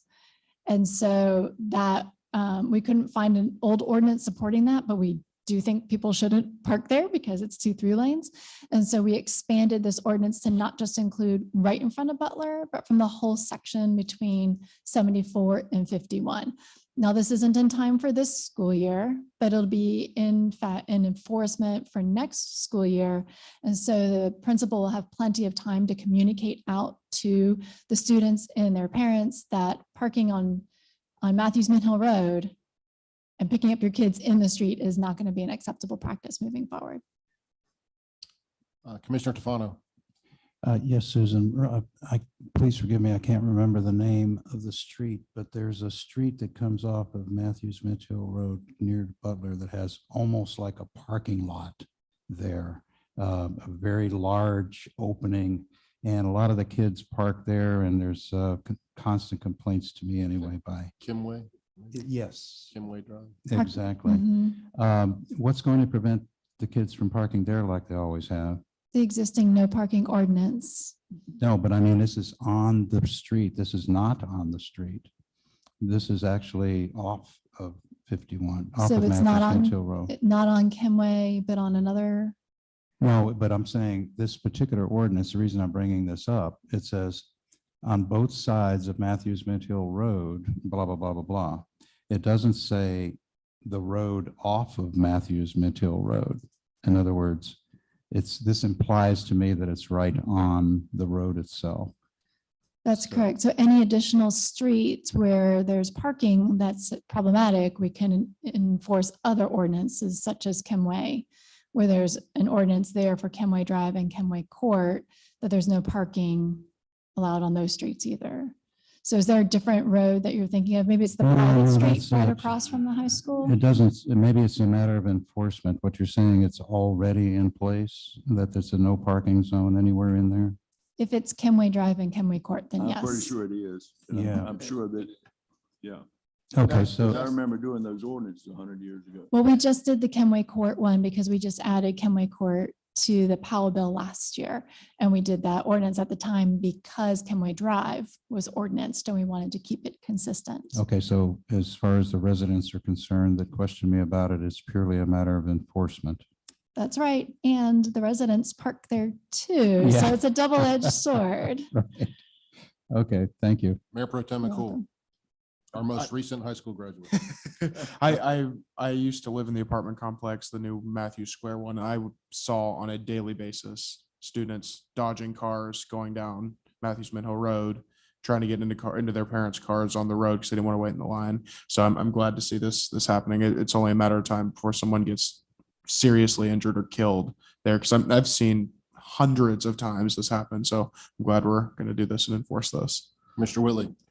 Yeah, the part that Mark is talking about is it's the old Matthews Mint Hill Road that been cut off when the bypass took.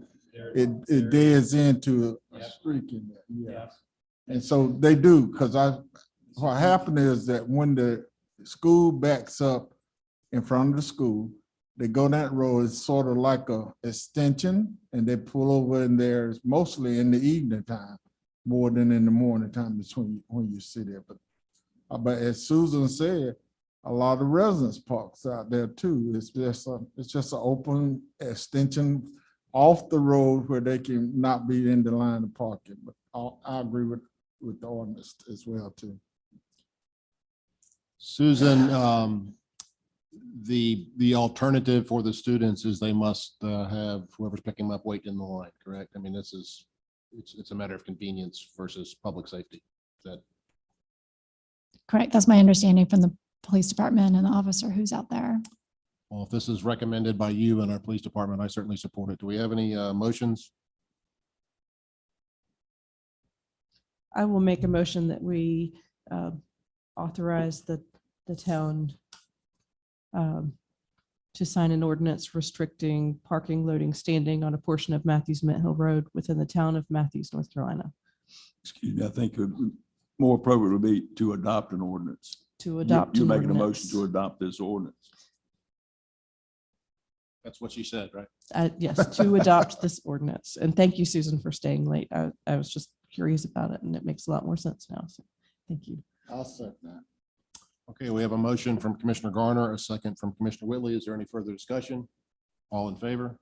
All opposed? That passes unanimously. Thank you, Susan. Thank you for the discussion. All right, We'll move on to the mayor's report. I just have a couple items, 3 items actually.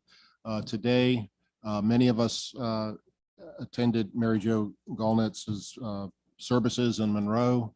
She did pass away since our last meeting and was very beloved. And I think there were a lot of town employees there, not only from Matthews, but from Weddington and from other places that she worked. Very, very full house. And I thought it was kind of representative of Mary Jo that, when I drove there, it was storming and tornado warnings. And when her service was over, the sun came out and the clouds parted. And I guess that was Mary Jo looking down on all of us. So we certainly want to keep her family in our thoughts and prayers. Also, I was forgot to mention, and I should have mentioned this in our last meeting, and many of you heard of this, that former Huntersville Mayor Jill Swain passed away on April 28th. I didn't know her well. I met her a few times. She was a very dynamic person. She was a commissioner in Huntersville from 1999 to 2007, and the mayor of Huntersville from 2007 to 2015, and was most recently the executive director for Huntersville Regional Chamber of Commerce. And I can tell you from the people, my friends that I know in Huntersville, that she was beloved and a great example of a public servant to all of us. Very dynamic, and she died relatively young. I believe she was 61 years old and died unexpectedly, but we certainly want to wish her family well, as well during these difficult times, and be thinking of all of our friends up in Huntersville. And finally, on Monday, we'll be having a Memorial Day celebration at 11 a.m. at Stumptown Park, and I'd like to ask Commissioner and Commander Tafano to maybe give us some more input on that. Thank you. First of all, let's start at 10:30 with the Matthews Concert Band, which has just been a wonderful addition to the Memorial Day ceremony. And also at the very end, after the ceremony, we will be unveiling, if you will, the mural at the Matthews Veterans Memorial Park, which is just an awesome piece of art that will impact not only the citizens of Matthews, but the veterans throughout this community. And I want to thank all the mayor for being such an incredible advocate for veterans, and also for the town commissioners at the time to approve the Matthews Veterans Memorial Park. It's meant so much to so many people, and thank you all very much. Thank you, Commissioner Tafano. And I know from last year's attendance, I know many of you may remember in years past, it was actually somewhat embarrassing. We might have 20 people show up for Memorial Day event. Last year we had several hundred, I believe 400 people show up. Certainly as elected officials, we really enjoy to have you stop by if you have the opportunity. It's a great opportunity for us to show our thanks to all of our veterans that live here, and we have a lot of veterans that live in Matthews. Move on to the town attorney's report. No report, Mayor. Thank you. Town manager's report. Mayor, just wanted to thank you for your comments about Mary Jo. She was certainly a coworker, but also a friend to many. And there's a lot of people hurting in Matthews with her passing. So I appreciate your kind words, and we will continue to hold each other and her family close as we deal with her loss. But she will continue to have a big impact on the organization for a long time. Thank you. Thank you. I would entertain a motion to adjourn. Motion to adjourn. A motion from the Mayor Pro Tem. Do I have a second? Second from Commissioner Urban. All in favor, all opposed. Good night.